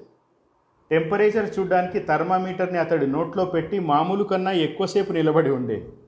3 కంతలున్న తెల్లటి దిష్టికుండ తల ఉన్నప్పటికీ లెఫ్టినెంట్ ర్యాంకులో ఉన్నందువల్ల రామదాసు ఆమె కళ్ళకి ఎంతో అందంగా కనిపిస్తున్నాడు. మగవాడికి సొమ్మే అందం, కీర్తి కూడా సొమ్మే. ఆమె థర్మామీటర్ తీయబోతే అతడు నోరు బిగించడం, ఆమె ముద్దుగా వేడుకోవడం, అతడు గారాలు పోవడం, ఆమె అలగడం, అతడి చిరుకోపం, ఆమె చిరునవ్వు, ఇవన్నీ ఎవరికీ తెలియకుండా జరిగిపోతున్నాయి. ఇంట్లో ఉండగా ఒకరోజు తన కుడి ఎడమల 2 మనుషుల సంభాషణ విని గతుక్కుమన్నాడు రామదాసు అలియాస్ అబ్దుల్ అజీజ్. ఇద్దరు మాట్లాడుకుంటున్నారు పక్కలో. ఒకడు అంటున్నాడు, యుద్ధంలో హతులైన పాకిస్తాన్ సైనికులకు వాళ్ల పద్ధతుల్లో కర్మకాండాలు జరిపించి ఖననం చేస్తున్నారంట మన వాళ్ళు, విన్నావా? ఇంకొకడు అంటున్నాడు, నేనైతే కత్తికొక కండగా నరికి కాకులకు గద్దలకు వేసేవాడిని. ఇంకా ఆ రాత్రి అబ్దుల్ అజీజ్కు నిద్ర పట్టడం లేదు. సరే, తర్వాత డాక్టర్ ఖేల్కర్కి సంబంధించి 8 లెక్క ఎందుకు వచ్చింది అవన్నీ వర్ణన, దానికి సంబంధించిన వివరాలు కూడా ఉంటాయి. అది మనం స్కిప్ చేస్తున్నాం.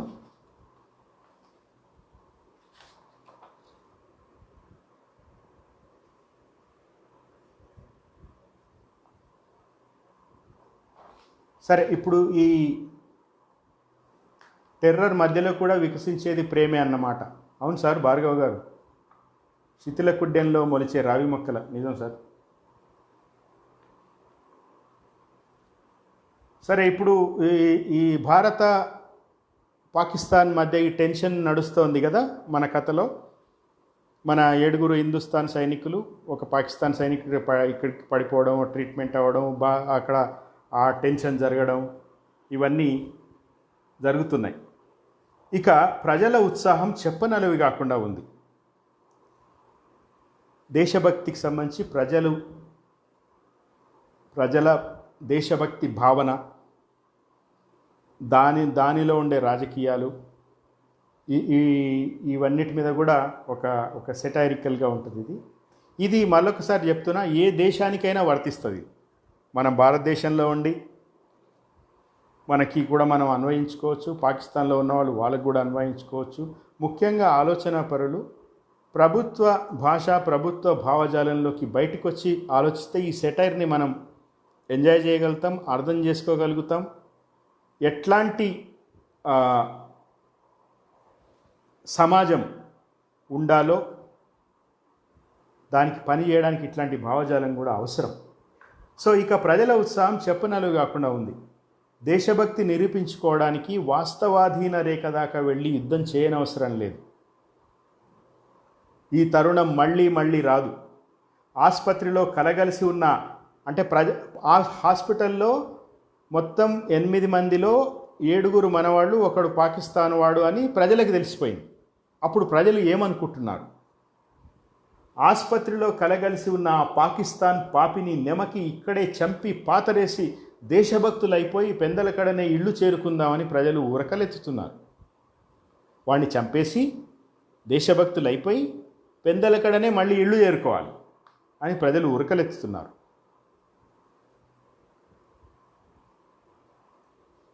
ఇది వినండి.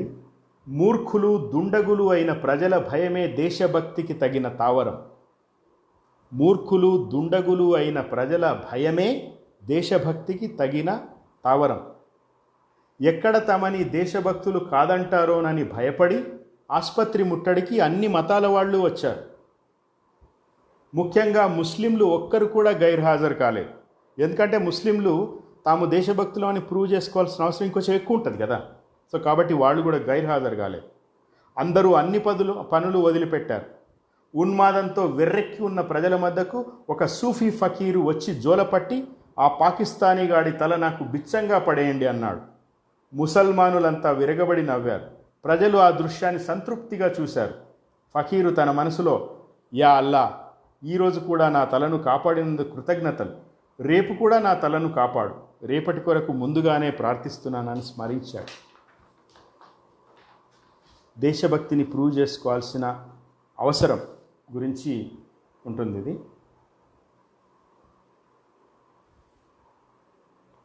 స్కూలు పిల్లలు ముందు వరుసలో నిలబడి ఇట్లా అరుస్తున్నారు. దిష్టి బొమ్మల్ని తగలబెట్టి మాకు విసుగెత్తింది. మాకు బతికి ఉన్న పాకిస్తాన్ సైతాన్ కావాలి. వాడిని గెడకర్రతో ఎత్తి వాడి మర్మ అవయవాన్ని ఒత్తిగా అంటిస్తాం అని హై స్కూల్ పిల్లలు అరిచారు. ఆ తర్వాత ఎలిమెంటరీ స్కూల్ పిల్లలు ఇట్లా అరిచారు. దిష్టి బొమ్మల్ని తగలబెట్టి మాకు విసుగెత్తింది. మాకు బతికి ఉన్న పాకిస్తాన్ సైతాన్ కావాలి. వాడిని గడకర్రతో ఎత్తి వాడి మర్మ అవయవాన్ని ఒత్తిగా అంటిస్తామని అరిచారు. క్రూరమైన స్కూల్ పిల్లల డిమాండ్కి ఠారెత్తాడు అబ్దుల్ అజీజ్. ఆసుపత్రి వార్డులోని లెఫ్టినెంట్ రామదాస్ తడికెల అలియాస్ అబ్దుల్ అజీజ్ డోగ్రీలోనూ ఇంగ్లీష్లోనూ స్కూలు పిల్లలు అరిచే ప్రతి అరుపు ఆర్మీ ఆసుపత్రి వార్డులోకి గంట కొట్టినట్టు వినిపిస్తోంది. చిన్న పిల్లలు, ముద్దు పిల్లలు తనను గెడకర్రకు వేలాడించి మర్మ అవయవాల్ని ఒత్తిగా అంటిస్తారట. అది తలుచుకుంటే అబ్దుల్ అజీజ్ వంటి మీద ప్లాస్టర్ ఆఫ్ ప్యారిస్ కవచం వణికింది. తొలిసారిగా ఆ క్షణం రాహత్ కొండ స్వర్గం అనిపించింది. ఆ స్వర్గం నుంచి నరకంలో పడ్డాననుకున్నాడు. అల్లా, నువ్వు నన్ను తోయలేదు కదా, నువ్వే గనక నన్ను తోసి ఉంటే నువ్వే నన్ను చేదుకో. నా ప్రాణాలు కాపాడడానికి మృత్యుదేవతతో యుద్ధం చేసే నా నల్లగుర్రపు నాడాకి నీ ఆశీస్సులుండుగాక. ఇక్కడ నల్లగుర్రపు నాడా గురించి ఏంటంటే ఆ గుర్రాలకి ఈ నాడ, ముఖ్యంగా నల్ల గుర్రానికి సంబంధించిన నాడ, అది ఇంట్లో పెట్టుకుంటే అది అన్ని ఐశ్వర్యాలు తీసుకొస్తుంది. అట్లాగే ఆ ఇంటి వాళ్ళు ఎవరైనా యుద్ధానికి పోయినా కూడా ప్రాణాలతో తిరిగి వస్తారనేది ఒక నమ్మకం. అది నల్ల గుర్రపు నాడ. ఇంతలో ఆ పాకిస్తాన్ సైతాన్ ఎవరో తెలిసిపోయిందట అని ఎవరో అంటుంటే వెర్రిగా నవ్వాడు రామదాసు. అది నవ్వు కాడు. తన ఆఖరి క్షణాలు తలుచుకుంటుంటే నరాలు తెగుతున్నాయి. ఆ హింస భరించలేక ఏదైతే అది అవని అని తెగించి తనే బయటపడిపోదామనుకున్నాడు. ముందుగా వాళ్లే పట్టుకోవడానికన్నా ముందు తనంతట తనే లొంగిపోతే కొంచెం భద్రత ఉంటుందని అతడు ఆశపడ్డాడు. తనని యుద్ధ ఖైదీగా పరిగణించాలని వేడుకుందామనుకున్నాడు. లేదా తనని చంపే పక్షంలో భారత శిక్షాస్మృతి ప్రకారం ఉరి తీయవలసిందిగా కోరుకుందామనుకున్నాడు. తనను క్రూరులైన స్కూలు పిల్లలకు మాత్రం అప్పగించవద్దని ప్రార్థించాలనుకున్నాడు. భారతీయులారా, మీకు కోపం తెప్పించిన పాకిస్తానీని నేను లెఫ్టినెంట్ రామదాస్ తడికెలను కాను. అది పొరపాటుగా జరిగింది. నా పేరు ఎస్ అబ్దుల్ అజీజ్. పాకిస్తాన్ సైన్యపు గుర్రపుశాలలో గొడారివాణ్ణి. తర్వాత రాహత్ కొండ మీది నా దేశభక్తులకు వంటవాడిగా నియమించబడ్డాను. నేను ఎప్పుడూ ఆయుధం పట్టుకోలేదు. ఏ భారతీయ సైనికుడిని చంపలేదు. నేను రాహత్ కొండపై నుంచి నా విధిలో భాగంగా ఇండియాలోకి బైనాక్యులర్తో తొంగి చూస్తుండగా కళ్ళు తిరిగి పడిపోయాను. నా అదృష్టవశాన నేను యోధుల మధ్య పడ్డాను. 7 యోధుల మధ్య. అందరికీ మీరు ప్రాణం పోశారు, పునర్జన్మ ఇచ్చారు. యుద్ధదేవతకి యోధులంతా సమానమేనని నిరూపించారు. ఏ దేశమైనా యోధులను యోధులుగా గుర్తిస్తుంది. ఈ యుద్ధం ఎందుకో నాకు తెలియదు. మీరు పెట్టిన ప్రాణభిక్ష పదిలంగా ఉండే విధంగా నాకు శిక్ష విధించండి. నేను మీ దేశానికి లొంగిపోతున్నాను. సరిహద్దు రేఖకి అవతల ఉన్న స్కర్దు అనే చిన్న బస్తీ నా స్వగ్రామం. అక్కడ నాకున్నది వృద్ధాప్యంలో ఉన్న నా తల్లి ఒక్కతే. ఆమె నా కోసం కళ్ళు కాయలు కాసేలా ఎదురు చూస్తూ ఉంటుంది. నేనెక్కడ ఉన్నానో, నేను ఏ పరిస్థితిలో ఉన్నానో ఆ ఒంటరి ప్రాణికి తెలియదు. నేనెప్పుడో ఇచ్చిన నల్లగురపు నాడా తప్ప నా తల్లికి సాయం చేసేవాళ్ళు ఎవరూ లేరు. నా తల్లిని తలచి నా మీద కనికరం పెట్టానని చెప్పాలనుకున్నాడు. ఏ భాషలో చెప్పాలి? పుష్తో భాషలో అయితే చెప్పినా చెప్పకపోయినా ఒకటే అని, ఎందుకంటే అది ఎవరికి తెలియదు. అందుకని మిలిటరీ ఇంగ్లీష్లో చిన్ని మాటల్ని ఏరుకుని అల్లుకుంటూ ఉన్నాడు అబ్దుల్ అజీజ్. ఇక్కడ ఒక విషయం చెప్పాలి మీకు. నేను ఇంగ్లాండ్లో ఉన్న టైంలో Gokul chat, Lumbini park bomb బ్లాస్ట్లు అయినాయి. ఆ బాంబ్ బ్లాస్ట్లు అయినప్పుడు అదే రోజు రవీంద్ర భారతిలో ఆ, బర్బరికుడు నాటకం వేస్తున్నారు. నేను ఇక్కడ లేను. ఆ బాంబ్లాస్ట్ లైన్ తెల్లారి నేను సౌదాకి ఫోన్ చేశాను. ఏం పరిస్థితి ఎట్లా ఉంది అంటే, తను ఏమన్నాడంటే, అసలు ఈ బాంబ్ బ్లాస్ట్లు అవుతున్నాయి కదా, ఈ టెర్రరిజం ఇదంతా నడుస్తుంది కదా, భారత పాకిస్తాన్ మధ్య టెన్షను, లేకపోతే ఈ టెర్రరిస్టుల బాంబు బ్లాస్ట్లు, అసలు స్కూల్ పిల్లలు అంటే, ఎందుకంటే అప్పటికే నలుగురు నాడ రాస్తున్నాడు తను స్కూల్ పిల్లల గురించి. అంటే ఆ టెండర్ ఏజ్లో వాళ్ళ వాళ్ళ మనసుల్ని కలుషితం చేసే భావజాలం. ఐఎమ్ రిపీటింగ్, ఇది ఏ దేశంలో అయినా జరుగుతుంది. మనం ఒక్కలమే భుజాలు తడుముకోవాల్సిన పని లేదు, ఎక్కడైనా జరుగుతుంది, ఏ దేశంలో అయినా జరుగుతుంది. సో వాళ్ళు ఏమనుకుంటారు పిల్లలు అనేది మనం చూద్దాం అనుకుని మేము ఏం చేసామంటే, ఈ నల్లగురపు నాడ పుస్తకాన్ని ఇట్లా వెనకాల నా ఫోటో వేసి, ఇది పిల్లలందరికీ దాదాపు అప్పటికి ఉమ్మడి ఆంధ్రప్రదేశ్ కాబట్టి, ఉమ్మడి ఆంధ్రప్రదేశ్లో చాలా జిల్లాల్లో తిరిగి చాలా స్కూళ్ళకి వెళ్ళి స్కూల్ పిల్లలతో మాట్లాడి అందరికీ ఈ పుస్తకం ఇచ్చి యుద్ధం మీద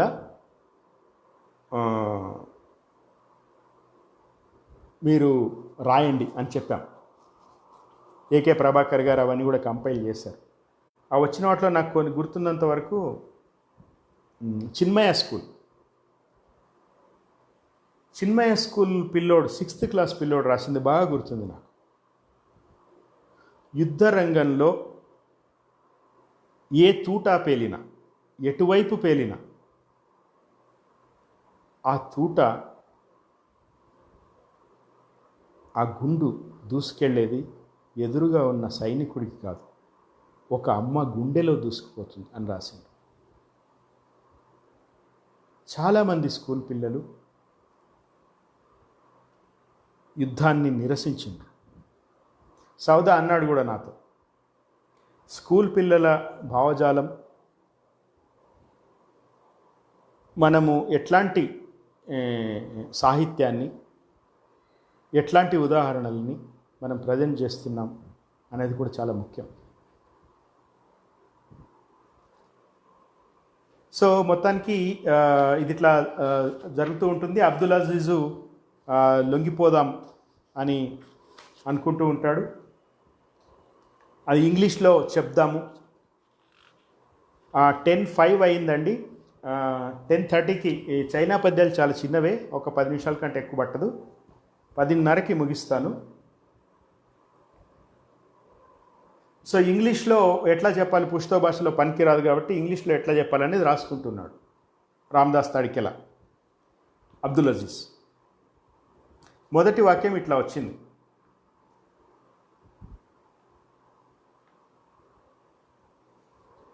my dear Hindustani, I am your Pakistani. బాలే, మై డియర్ హిందుస్థానీ వరకు పర్వాలేదు, ఆ తర్వాతదే కటకటగా ఉంది కానీ మళ్ళీ రాశాడు my dear Hindustani, I am not your Hindustani. చిచి, ఇది కూడా బాలే. మొదటిదే నయం, కానీ పాకిస్తానీ అనే పదం రాకుండా ఉంటే బాగుంటుంది. దానివల్లే కదా ఈ కష్టాలు. My dear Hindustanis, I am your Hindustani. ఈ వాక్యం బాగుంది, దీంతోనే ప్రారంభిస్తా అనుకుంటూ ఉండగా పాకిస్తాన్ సైనికుడిని పక్కవాడులో చంపేశారనే వార్త భూకంపంలా వచ్చింది వార్డులోకి. అంతా రణగుణధ్వని. యా అల్లా అని నోరు వెళ్ళబెట్టాడు అబ్దుల్ అజీజ్. ఎవరో అంటున్నారు, బెడ్ మీద ఉన్నవాడిని బెడ్ మీద ఉండగానే చంపేశారు ప్రజలు. వాడిని కత్తులతో కత్తెర్లతో చీల్చేశారు. మన పక్కవాడే డీవాడు. చివరిలో నాకు కూడా వాడి ప్రాణం తీసే అదృష్టం దొరికినట్టే దొరికి చేయిజారిపోయింది. నేను సెలైన్ స్టాండ్తో వాడి మాడు పగలగొట్టాను. అప్పటికే చచ్చాడంత సైతాన్. పక్కవాడులో పాకిస్తాన్ సైనికుడు ఉన్నాడని ఒకడిని చంపేశారు ప్రజలు. యాక్చువల్లీ పాకిస్తాన్ సైనికుడు ఇక్కడే ఉన్నాడు, అబ్దుల్ అజీజ్. పక్కన ఎవరినో చంపేశారు. ఆ ఉన్మాదంలో తెలీదు ఎట్లా చంపేశారు. బెడ్ మీద ఉన్నవాడిని బెడ్ మీద ఉండగానే చంపేశారు ప్రజలు. వాణ్ణి కత్తులతో కత్తెరలతో చీల్చేశారు. చివరిలో నాకు కూడా వాడి ప్రాణం తీసే అదృష్టం దొరికి చేయి జారిపోయింది. నేను సెలైన్ స్టాండ్తో వాడి మాడు పగలగొట్టాను, కానీ అప్పటికే చచ్చాడంట సైతాన్. ఇంతకీ ఎట్లా కనిపెట్టారనుకున్నావు వాణ్ణి? స్కూలు పిల్లల అరుపులు వింటుంటే పై ప్రాణాలు పైనే పోతున్నాయని నోరు జారాడంట ఆ సైతాన్ గాడు. వాడు పాకిస్తానీ కాకపోతే వాడెందుకు భయపడాలి? అంతే. దీంతో ప్రజలు కనిపెట్టేశారు వాడిని. వాడు చస్తూ కూడా my dear Hindustani, I'm your Hindustani, I'm not Pakistani అని అబద్ధాలు కూశాడు. గుండెలు తీసిన బంటు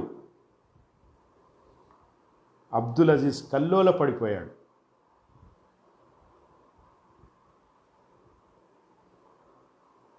అబ్దుల్ అజీజ్ అనుకుంటున్నాడు, ఎంత తొందరబాటు హత్యలు, ఎంత తక్షణ తీర్పులు. పాపం అతడెవరో గాని భారతీయుడే, దేశభక్తుడే, యోధుడే, సైనికుడే, దేశం కోసం ఆయుధం పట్టినవాడే, పట్టి పోరాడినవాడే, పోరాడి క్షతగాత్రుడైనవాడే. స్కూలు పిల్లల అజ్ఞానపు మాటల్ని అజ్ఞానం అన్నందుకు క్షణంలో దేశభక్తుడు కాకుండా పోయాడు. అతడికి ఉన్నట్టుండి ఇంకో విషయం తట్టింది. ఈ అజ్ఞానమే కదా తనని ఇప్పుడు రక్షిస్తోంది. ఈ అజ్ఞానం చాలా కాలం ఉండాలి, కనీసం తానిక్కడి నుండి తప్పించుకుని తన స్కర్దు చేరేదాకా. ముందు సరిహద్దు రేఖ దాటాలి, అందుకు ఈ అజ్ఞానం క్షేమంగా ఉండాలి అనుకున్నాడు.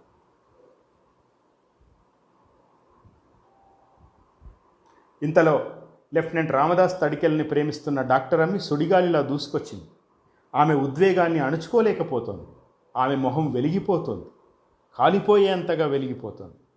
ఆమెని చూడగానే ఆ ముఖంలో జిఘాంస గోచరించింది.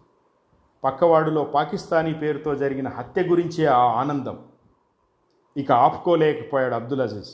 తన మౌనవ్రతం అర్థం లేనిది అనిపించింది. మొట్టమొదటిసారి నోరు తెరిచాడు. డాక్టర్ అమ్మ తన మీదకి వంగి ఏదో చెప్పబోయే అంతలో, నీకు సంతోషంగా ఉందా అని అడిగాడు ఇంగ్లీష్లో. గంభీరంగా ఉంది అజీజ్ కంఠం. అతని పీలగొంతు ఎటో పోయింది.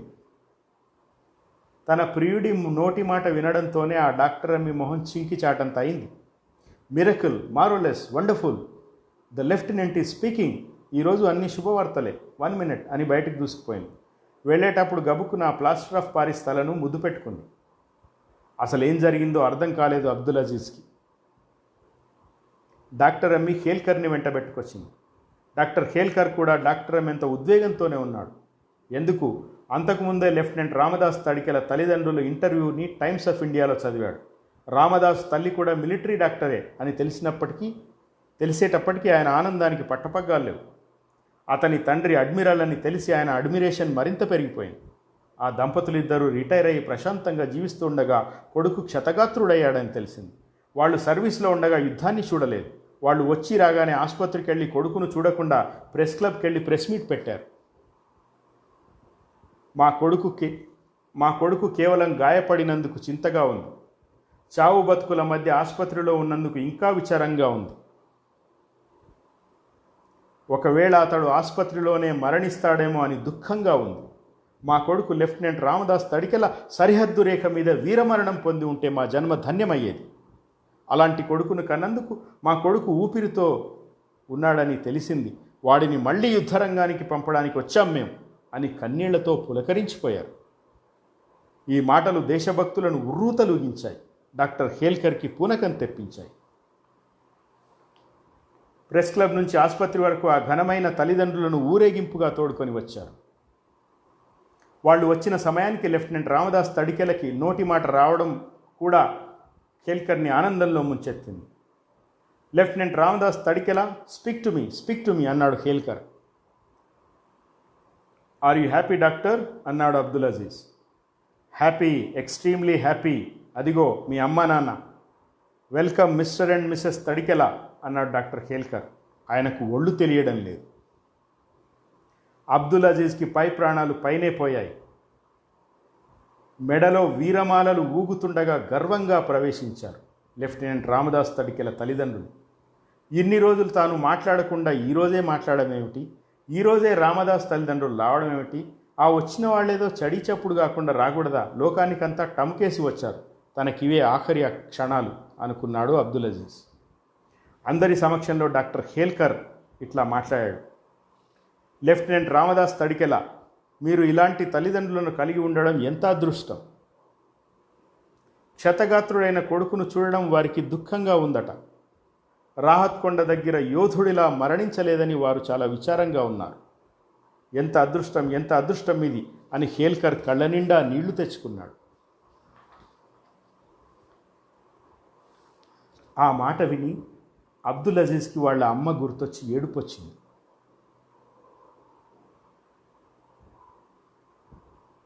ఒరే అజీజు, బతికుంటే బాదుషాలు తిని పాదుషా అవ్వచ్చురా, ఎందుకురా నీకు ఆ లద్దెలెత్తే పని అని రోజుకు ఒక్కసారైనా నెత్తినోరు కొట్టుకుంటుంది మా అమ్మ. నేను ఈ పరిస్థితిలో ఉన్నానని తెలిస్తేనా దేశమంతా ఏకమైనా సరే ఒంటి చేత్తో కొట్లాడి ఇంకో చేత్తో నన్ను ఇంటికి తీసుకెళ్ళేది. ఆమె చదువుకోలేదు. దేశభక్తి ఎంత గొప్పదో ఆమెకు తెలియదు. మూర్ఖురాలు. అల్లా భక్తి తప్ప ఏమీ తెలియదు. అమ్మా షమీం బేగం, ఏం చేస్తున్నావమ్మా? మన ఇంట్లో నేను లేకుండా నువ్వు ఎట్లా గడుపుతున్నావో ఊహించుకోలేకపోతున్నావు. నువ్వు రోజు కడుపు నిండా అన్నం తింటున్నావో లేదో, నువ్వు ఏం కూరలు వండుకుంటున్నావో తెలిసే అవకాశమే లేని పరిస్థితిలో ఉన్నా. అమ్మా, నేను నీకు ఒక జాబు రాశాను, దాన్ని నీకు తప్పకుండా చేరుస్తానని వాళ్ళ అబ్బాజాన్ మీద ప్రమాణం చేశాడు పెద్ద మిలిటెంట్. ఆ జాబులో ఏమేమో రాశాను నీకు. విచిత్రంగా అవన్నీ సంభవిస్తున్నాయి. అమ్మా, ఇంకెప్పుడు నీకు అబద్ధాలు చెప్పనమ్మా అని విలపించాడు అబ్దుల్ అజీజ్. ఆ ప్లాస్టర్ ఆఫ్ పారిస్ కంతల్లో నుంచి అబ్దుల్ అజీజ్ కన్నీళ్లను చూసి ఆనంద బాష్పాలు అనుకున్నాడు హేల్కర్. రామదాసు తల్లిదండ్రులు పరామర్శించడం మొదలుపెట్టారు కొడుకుని. వాళ్ళేం మాట్లాడుతున్నారో ఒక్క ముక్క కూడా అర్థం కాలేదు అబ్దుల్ అజీజ్కి. మొత్తానికి వాళ్ళు ఏమాత్రం బాధపడట్లేదని గర్విస్తున్నారని అర్థమైంది. ఎందుకో ఒక్కసారి అసలు రామదాసు తలుపుకొచ్చాడు అబ్దుల్ అజీజ్కి. వీళ్ళ నీ తల్లిదండ్రులు రామదాసు, నువ్వెంత దురదృష్టవంతుడివిరా అని రామదాసు కోసం కన్నీళ్లు కార్చాడు అబ్దుల్ అజీజ్. తన పక్కన నిలబడ్డ రామదాసు తల్లిదండ్రులను విసురుగా తోశాడు, కప్పీకి తగిలించని చేతితో. ఆ చర్యకి వాళ్ళు హతాశులయ్యారు. రామదాసు ప్రవర్తనని అర్థం చేసుకోలేకపోయారు డాక్టర్ హేల్కర్ అండ్ డాక్టర్ అమ్మి. అమ్మ అని పిలువు లెఫ్టినెంట్ అని హేల్కర్ అన్నాడు. రాముడు, మాట్లాడవేనరా అంది రామదాస్ తల్లి. అబ్దుల్ అజీజ్ ఇట్లా అరిచాడు ఇంగ్లీష్లో. దేశభక్తి వేళ ఇల్లు అనే గోరీని పూజించలేను నేను అన్నాడు. ఆ మాటలోని దేశభక్తికి పొంగిపోయారు తల్లిదండ్రులు హేల్కర్. తల్లి దగ్గరకు రాబోయింది. ఆమెను పక్కకు తోసి, దేశమాతే నాకు తల్లి అన్నాడు అబ్దుల్ అజీజ్ ఇంగ్లీష్లో. ఆ మాట మంత్రంలా వినిపించింది హేల్కర్కి. ఆ తర్వాత ఇంకా అబ్దుల్ అజీజ్ మాటల కోసం వెతుక్కోలేదు. నా ఇల్లు సరిహద్దు రేఖ అన్నాడు. అందరూ నిశ్శబ్దంగా ఆలకించడం మొదలుపెట్టారు. నా పని యుద్ధం అన్నాడు. 100 కోట్ల భారత ప్రజలారా, చరిత్ర పుటలలో కనిపించను నేను మీకు. దేశభక్తితో సరిహద్దు రేఖల్ని లాగే సహోదరులలో నేనొకండి. నన్ను తిరిగి రణరంగం పంపండి. జై హింద్ అన్నాడు అబ్దుల్ అజీజ్. ఆ మాటలని మరుసటి రోజు ప్రముఖంగా అచ్చేశాయి పత్రికలు. ఏం వీరుడు, ఏం మాటలు, ఇది శతాబ్దపు కవిత్వం అని రాశాయి సంపాదకీయాలు. మీరు చదివే ఉంటారు.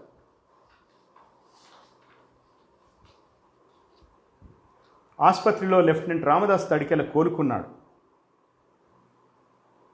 ఆయన అవయవాలన్నీ అద్భుతంగా ఉన్నాయి. కానీ అతన్ని ఎరిగిన వారు ఎవరూ ఇప్పుడు అతన్ని గుర్తుపట్టలేరు. ముక్కు సగం చెక్కినట్టుగా అయింది. ఎడమవైపు కనుబొమ్మ లేదు, ఒక చెంప లేదు. ముఖం సొట్టబోయి మనిషి గుర్తుపట్టలేని విధంగా తయారయ్యాడు. ఆయన అద్దంలో తొలిసారి ముఖం చూసుకున్నప్పుడు భయకంపితుడు కాకుండా గుండెదిటవు చేయడానికి డాక్టర్లిద్దరూ ఎంతో కష్టపడ్డారు. ప్రాణం కన్నా అందమైనది ఏదీ లేదని అనుభవపూర్వకంగా ఎరిగిన ఒక తాత్వికుడితో తాము వ్యవహరిస్తున్నట్టు ఆ డాక్టర్లకు అనుమానం రాలేదు. తన కొత్త ముఖంతో అలవాటు పడడానికి అబ్దుల్ అజీజ్కి పట్టింది కొన్ని క్షణాలు మాత్రమే. తనను చూసి ఎవరు ఏమనుకున్నా, తన ముఖం చూడలేక ఎవరు మొహం చాటేసుకున్నా తన తల్లి తనను గుర్తుపడుతుందని, ఎప్పటికన్నా అధికంగా ప్రేమిస్తుందని అబ్దుల్ అజీజ్కి తెలుసు. డాక్టర్ హేల్కర్ ఇచ్చిన ఫిట్నెస్ సర్టిఫికెట్తో అతడు మళ్ళీ యుద్ధరంగం చేరాడు. లెఫ్టినెంట్ రామదాస్ తడికెల రెట్టించిన ఉత్సాహంతో యుద్ధరంగానికి వెళుతుంటే మలయాళీ డాక్టర్ అమ్మి తమకంగా ముద్దు పెట్టి విరహంగా వీడ్కోలు చెప్పింది. బాగా ఏడ్చింది. లెఫ్టినెంట్ రామదాస్ తడికెలగా సరిహద్దు రేఖ చేరగానే రాత్ కొండని దాటుకుని ఒక్క ఉదుటున స్కర్ద్ చేరుకున్నాడు అబ్దుల్ అజీజ్. ఆ కొండ ఎక్కాడు, వాళ్ళ ఊరికి వెళ్ళిపోయాడు. అతడు జాబులో రాసినట్టుగానే అక్కడ అతన్ని ఎవరూ గుర్తుపట్టలేదు. కానీ వాళ్ళమ్మ ఓరే అజీజు అని కావలించుకుంది. ఇంట్లో ఉన్న నల్లగుర్రపు నాడా వల్లే తాను ప్రాణాలతో తిరిగి వచ్చానని అందరికీ చెప్పుకున్నాడు అబ్దుల్ అజీజ్. మీరెప్పుడైనా స్కర్దు వెళ్ళడం తటస్థిస్తే అక్కడి గుర్రపుశాలలో నల్లగుర్రాల దగ్గర అతన్ని గుర్తుపట్టవచ్చు. అతను నవ్వినప్పుడు బంగారపు పళ్ళు తళుక్కుమంటాయి. కంఠధ్వని గంభీరంగా వినిపిస్తుంది. ఇక అసలు లెఫ్టినెంట్ రామదాస్ తడికెల గురించి తెలుసుకుందాం. లెఫ్టినెంట్ అరిహంత్ కుర్విలా దళంతో పాటు రాత్ కొండని మరోవైపు నుంచి లెఫ్టినెంట్ రామదాస్ తడికెల దళం కూడా ఎక్కడం మనకు తెలుసు. నాటి నుంచి నేటి దాకా ఆ దళం చొరబాటుదారులతో పోరాడి ఎట్టకేలకు రాహత్ కొండని జయించింది. జిహ్వ చాపల్యం గల పెద్ద మిలిటెంటు చరిత్రకాయుడు హయ్యూమ్ మౌల్వీ, ప్రకృతి పరిశీలకుడు గెలీలియో ఎవరూ ఇప్పుడు లేరు. సైనికులు మిలిటెంట్లు వేరువేరుగా రాసుకున్న బోర్డులు దగ్ధమై బూడిదయ్యాయి. అక్కడ విజయకేతనం ఎగరవేసి లెఫ్టినెంట్ రామదాస్ తడికెల రాహత్ కొండ దిగాడు. ఈ విషయం తెలిసి ఆయన స్వగ్రామంలో తల్లిదండ్రులు అందరికీ తిరుపతి లడ్డు పంచిపెట్టారు. డాక్టర్ హేల్కర్ గర్వంతో ఉప్పొంగిపోయాడు. ప్లాటూన్ కమాండర్ కెప్టెన్ కేదార్ పాల్కి మాత్రం ఆ 8వ వాడు ఎవడు అనేది మిస్టరీగానే మిగిలిపోయింది. అతడు ప్రతిరోజు సాయంకాలం రాహత్ కొండకేసి అదే పనిగా చూస్తూ ఉంటాడు. అది ముగిసిన కథ లేదా జరిగిన కథ లేదా జరుగుతున్న కథ. That is about India and Pakistan. ఇప్పుడు చైనా పోదాం.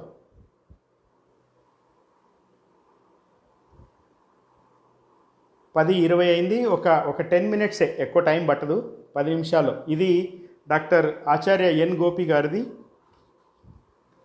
ఆయన చైనా యాత్రకు పోయినప్పుడు రాసిన కవిత్వం. గోపి గారిది మీరు నానీలు అని వినుంటారు. చాలా బాగుంటుంది. అంటే హైకు టైప్లో ఉంటాయి. 4 పాదాలు ఉంటాయి, 4 పద్యపాదాలు. నేను చదువుతాను, కొంచెమే ఉంది. ఇందాక నుంచి కొన్ని కామెంట్స్ మిస్ అయిన. బొట్టు గురించి ఏదో రాస్తున్నట్టున్నారు. ఇందాక ఒక సూఫీ ఫకీరు, ముసల్మానులు ఆ పాకిస్తాన్ సైనికుడిని చంపేస్తాం అని తమ దేశభక్తిని ఎట్లా ప్రూవ్ చేసుకుంటున్నారో, బహుశా నా బొట్టు కూడా నేను చైనా, పాకిస్తాను ఇవన్నీ మాట్లాడుతున్నప్పటికీ నేను భారతీయుడినే, నేను దేశభక్తుడినే. దేశభక్తుడి కంటే ఎక్కువ నేను దేశప్రేమికుడినే అనడానికి ఎవరైనా ప్రూఫ్ అడుగుతారేమో అని ప్రూఫ్తో సహా వచ్చామాట.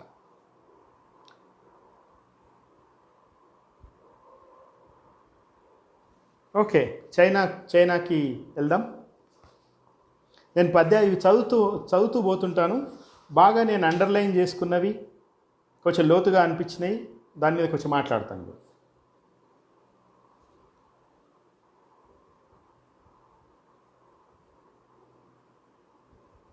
ఎన్ని దేశాలు తిరిగి వస్తేనేమి చైనా యానం ఒక విలక్షణ గానం. గాలి వీస్తున్న వైపే నడుస్తున్నా గాలి ఆగింది, యాత్ర మాత్రం జారి.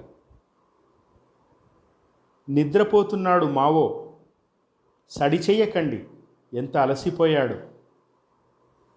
ఇందాక గోపి గారికి ఫోన్ చేశాను నేను, మావో గురించి చెప్పమన్నా.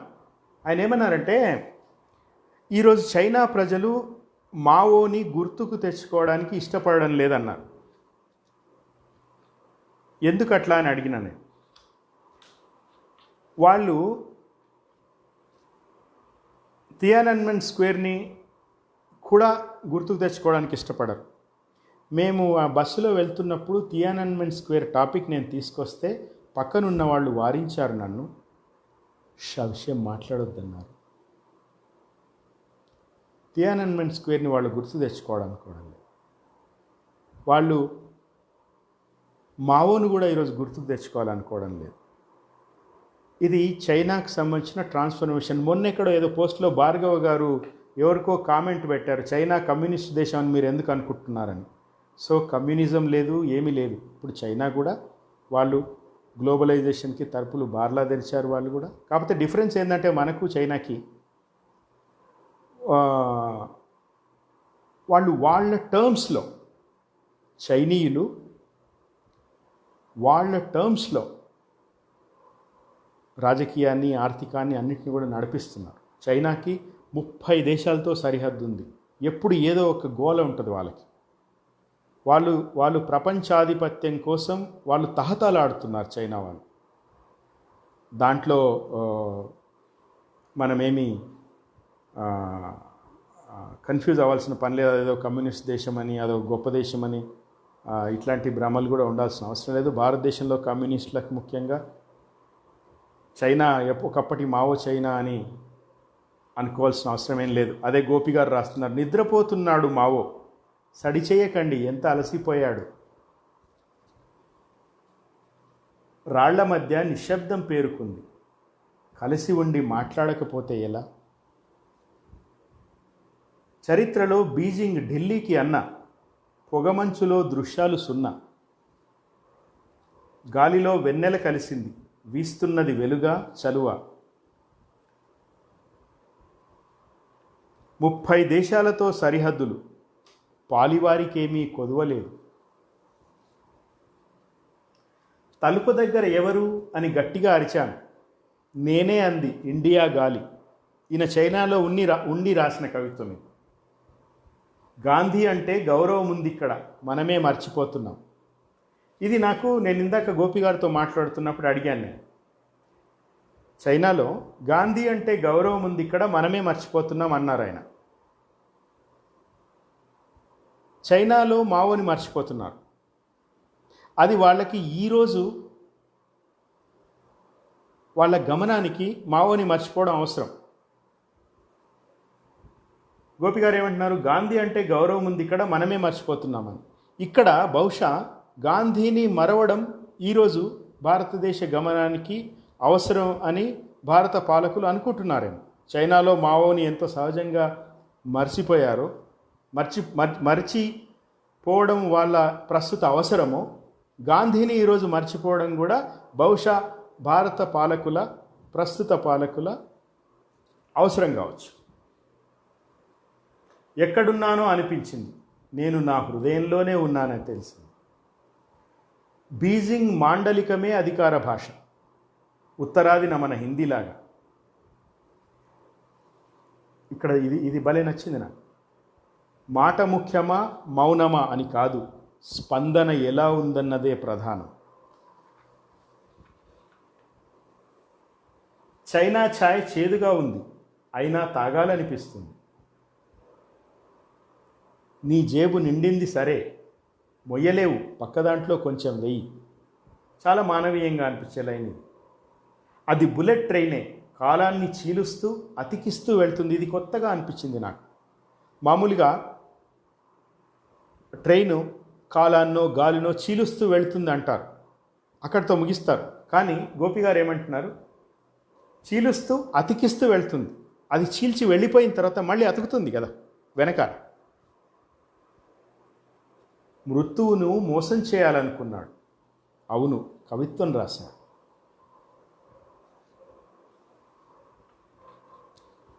సంస్కృతి గురించి చెప్తారు. BP Padala attention. సంస్కృతి అంత తొందరగా మారదు, మావోకే సాధ్యం కాలేదు. చంద్రుడు చిన్నవాడే, వర్షం కొంచెం, గాడుపు మాత్రం అలవికానంత. గోడ కాదది, చరిత్ర లేపిన జాడ, ఇప్పటికీ ఉంది దాని నీడ. బ్రహ్మపుత్ర మనల్ని కలిపి కుట్టింది, మనసులు కలవాలి కదా. నేను పొద్దున పరిచయంలో రాసిన, నిన్న ఆదేశ్ రవితో ఇంటర్వ్యూలో కూడా నేను చెప్పిన మాట.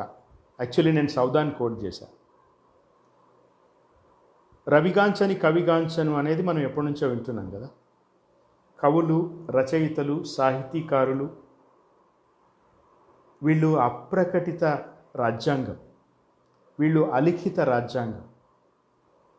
దేశం ఎలా ఉండాలి, ఎలా ఉంటుంది, ఎలా ఉంటే బాగుంటుంది, మనుషులు ప్రేమగా ఎట్లా ఉండాలి అని వీళ్ళు తమ రచనలతో, తమ ఆలోచనలతో అలిఖిత అప్రకటిత జీవోలు, ఆర్డినెన్సులు పాస్ చేస్తూ ఉంటారు. అదే సాహిత్యం. ఆదేశ్ రవి పాట కూడా అంతే. అయితే దీనికి ఎల్లలేవు. ఇది ఎక్కడికైనా పోవచ్చు, ఎవరినైనా రీచ్ కావచ్చు.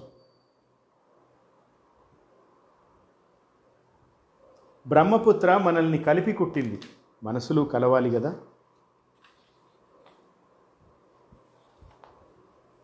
అందరి చరిత్ర రక్తసిక్తమే, సెలయేటి జాలులో నాటి ఎర్రటి జీరలు. యుద్ధానికి కాలు దువ్వుతారే, రేపటి తరాన్ని తాకట్టు పెట్టొద్దు. ఇంతకుముందు యుద్ధం గురించి, యుద్ధమే ఒక పొరపాటు అన్నాడు సౌదా. గోపి గారు అంటున్నారు, యుద్ధానికి కాలు దువ్వుతారేం, రేపటి తరాన్ని తాకట్టు పెట్టొద్దు.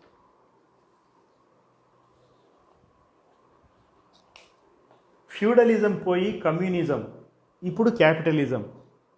భూమి గుండ్రంగా ఉంది. శ్రీశ్రీ చైనా వెళ్ళొచ్చి స్వర్గం అన్నాడు. ఇప్పుడు చూస్తే ఏమనేవాడు?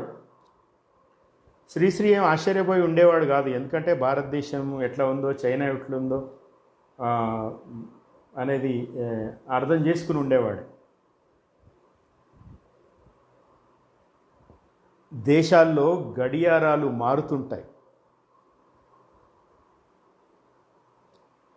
శరీర సమయం మాత్రం అదే. చైనాలో ఆర్ట్ గ్యాలరీ చూస్తుంటే ఏలే లక్ష్మణ్ తలుక్కుమన్నాడు. లక్ష్మణన్న వింటున్నావా? 2 సార్లు తలుచుకుందాం నిన్ను.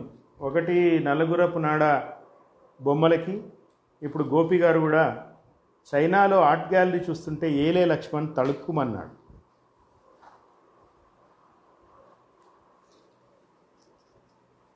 అయిపోయిన కొద్దీ టీ పోస్తుంటారు. జాగ్రత్త, టాయిలెట్ దూరంగా ఉంది.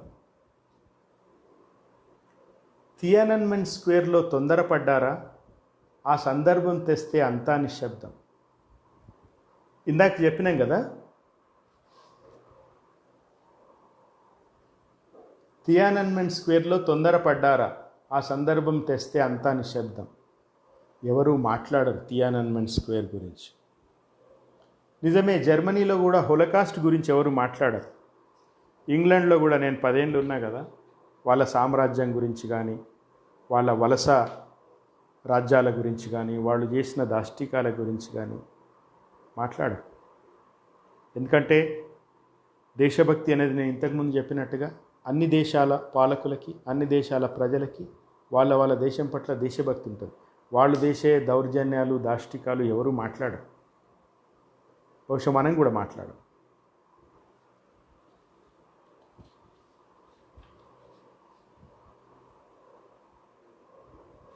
అరవై ఏళ్లుగా చైనాపై కోపం, 10 రోజుల్లో ప్రేమించటం నేర్చుకున్నాను. ఇక్కడ ఒక సెటైర్ వేస్తారు గోపి సారు. మాటల మాంత్రికులం మనం, చేతల తాంత్రికులు వారు. ఈరోజు చూడండి, మనం చైనా వస్తువుల బహిష్కరణ అవన్నీ అంటున్నాం కదా. బై ద వే ఇవాళ పొద్దున పేపర్లో కూడా చూసా, ప్రైమ్ మినిస్టర్స్ ఆఫీసు క్లారిఫికేషన్ ఇచ్చింది. గూగుల్ ప్లే స్టోర్ నుంచి చైనా యాప్స్ తొలగించాలని మేము అధికారికంగా ఏమీ చెప్పలేదని పిఎంఓ క్లారిఫై ఇచ్చింది. సో కాబట్టి చైనా యాప్లు తీసేయడం అనేది ఎవరికి వాళ్ళ దేశభక్తిని ప్రూవ్ చేసుకునే అవకాశము, అవసరము ఉంటే మీరు తీసేసుకోండి, కానీ అది మన ప్రైమ్ మినిస్టర్ ఆఫీస్ ఇచ్చిన గైడ్ లైన్స్ ఏం కాదు. చైనా యాప్లు తీసినంత మాత్రాన సరిపోదు. మనం తయారీ రంగంలో చాలా మనం చేయాల్సింది.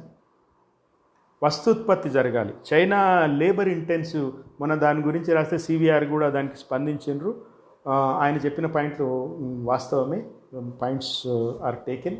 కానీ గోపి గారు ఏమంటున్నారంటే, మనం మాటల మాంత్రికులం, వారు చేతల తాంత్రికులు.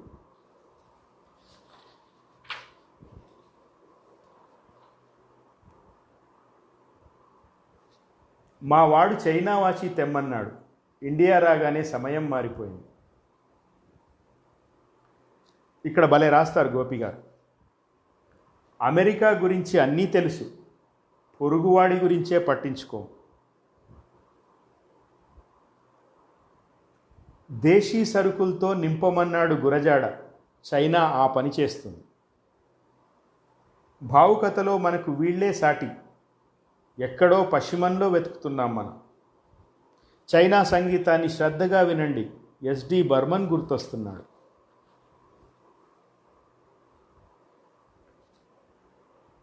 పశ్చిమ గాలులను వారు చొరనీయరు, ఒరిజినాలిటీ చైనీయులదే సార్. మొన్న బీపీ కూడా అంటున్నారు వాళ్ళ సంస్కృతికి సంబంధించి ఎంత పర్టికులర్గా ఉంటారు వాళ్ళని. అగ్రి. భారతీయులు కూడా తమ సంస్కృతి గురించి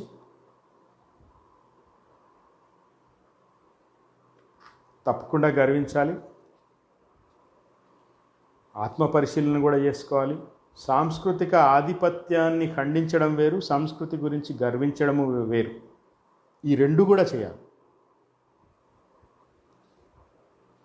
ఎవరినైనా ప్రత్యక్షంగా కలిస్తేనే కలిసినట్టు, దూరం ఒక అంధకారం. బాగా లోతైన పదాలు. ఎవరినైనా ప్రత్యక్షంగా కలిస్తేనే కలిసినట్టు, దూరం ఒక అంధకారం. దేవరాజు గారు పిఎం గారి సొల్లు కాదు సార్, ప్రైమ్ మినిస్టర్ గురించి కూడా మాట్లాడచ్చు, ఏం తప్పేం కాదు. రెండు చోట్ల హిమాలయాలున్నాయి, పేర్లు వేరు, చల్లదనం ఒకటే. మంగోలు దాడులు లేవని గోడను కూల్చేస్తారా, ప్రతిఘటనకు అది ప్రతీక.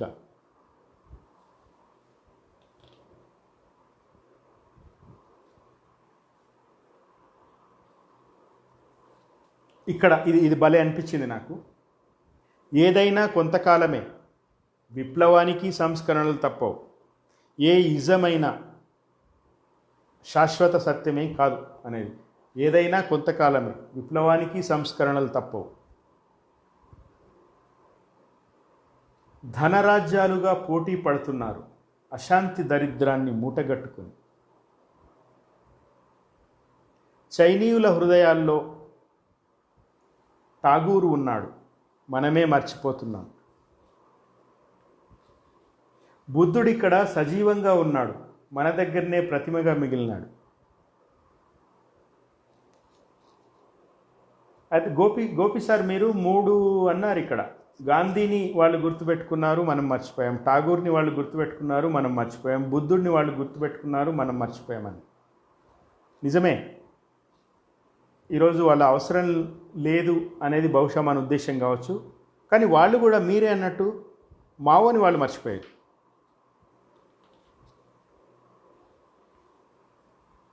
ఆకాశ హార్మ్యాలు ఇక్కడ ఉన్నాయి, అయితే వీటికి సంస్కృతి పునాది. మనుష్యుల మధ్య లేచిన గోడల్ని అతికిస్తే గ్రేట్ వాల్ ఆఫ్ చైనా ఒక లెక్కన. అంటే మనుషుల మధ్య గోడలు, పెరుగుతున్న గోడల ముందు గ్రేట్ వాల్ ఆఫ్ చైనా ఒక లెక్కన అంటున్నారు.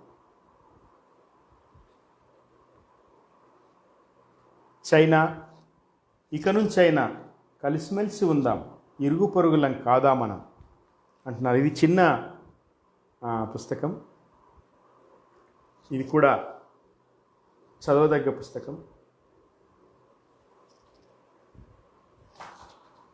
నేను మొదట్లో అడగడం మర్చిపోయా. యాక్చువల్గా ఈ కెమెరా హైట్ అది సరిపోతుందని చాలా ఎత్తుగా పుస్తకాలు పెట్టుకున్నా. ఈ పుస్తకాలు చూసినప్పుడు నాకు ఒకటి అనిపించింది. నేను ఈ ఎత్తు పెట్టుకోవడానికి 2 పుస్తకాలను ఆశ్రయించిన. ఒకటి ది భగవద్గీత,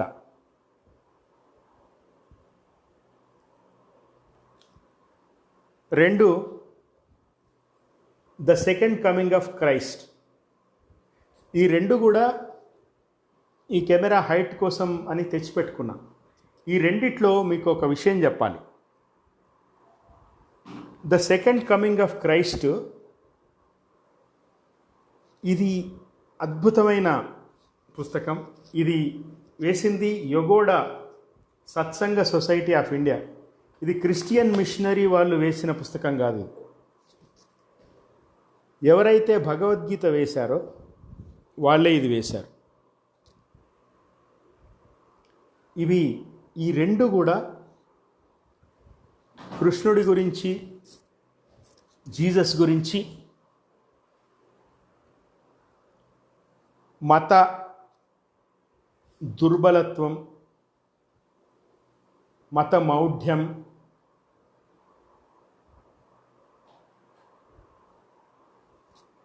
లేకుండా రాసిన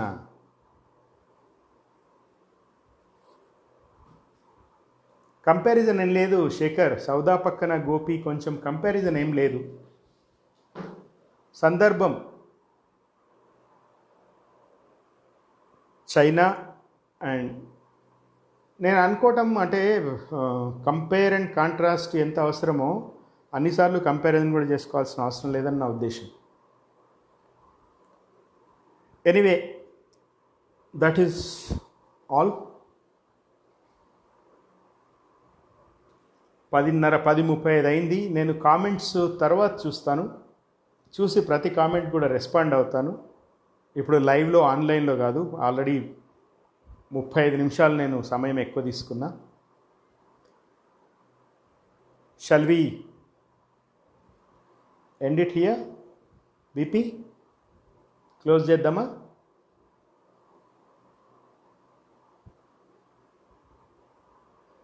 okay.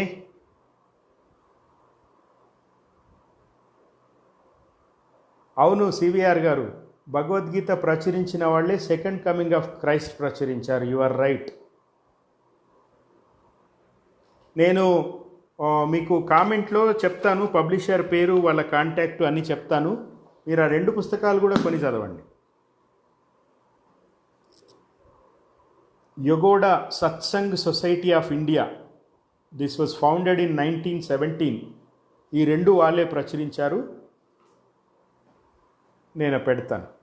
Okay, right. Thank you very much.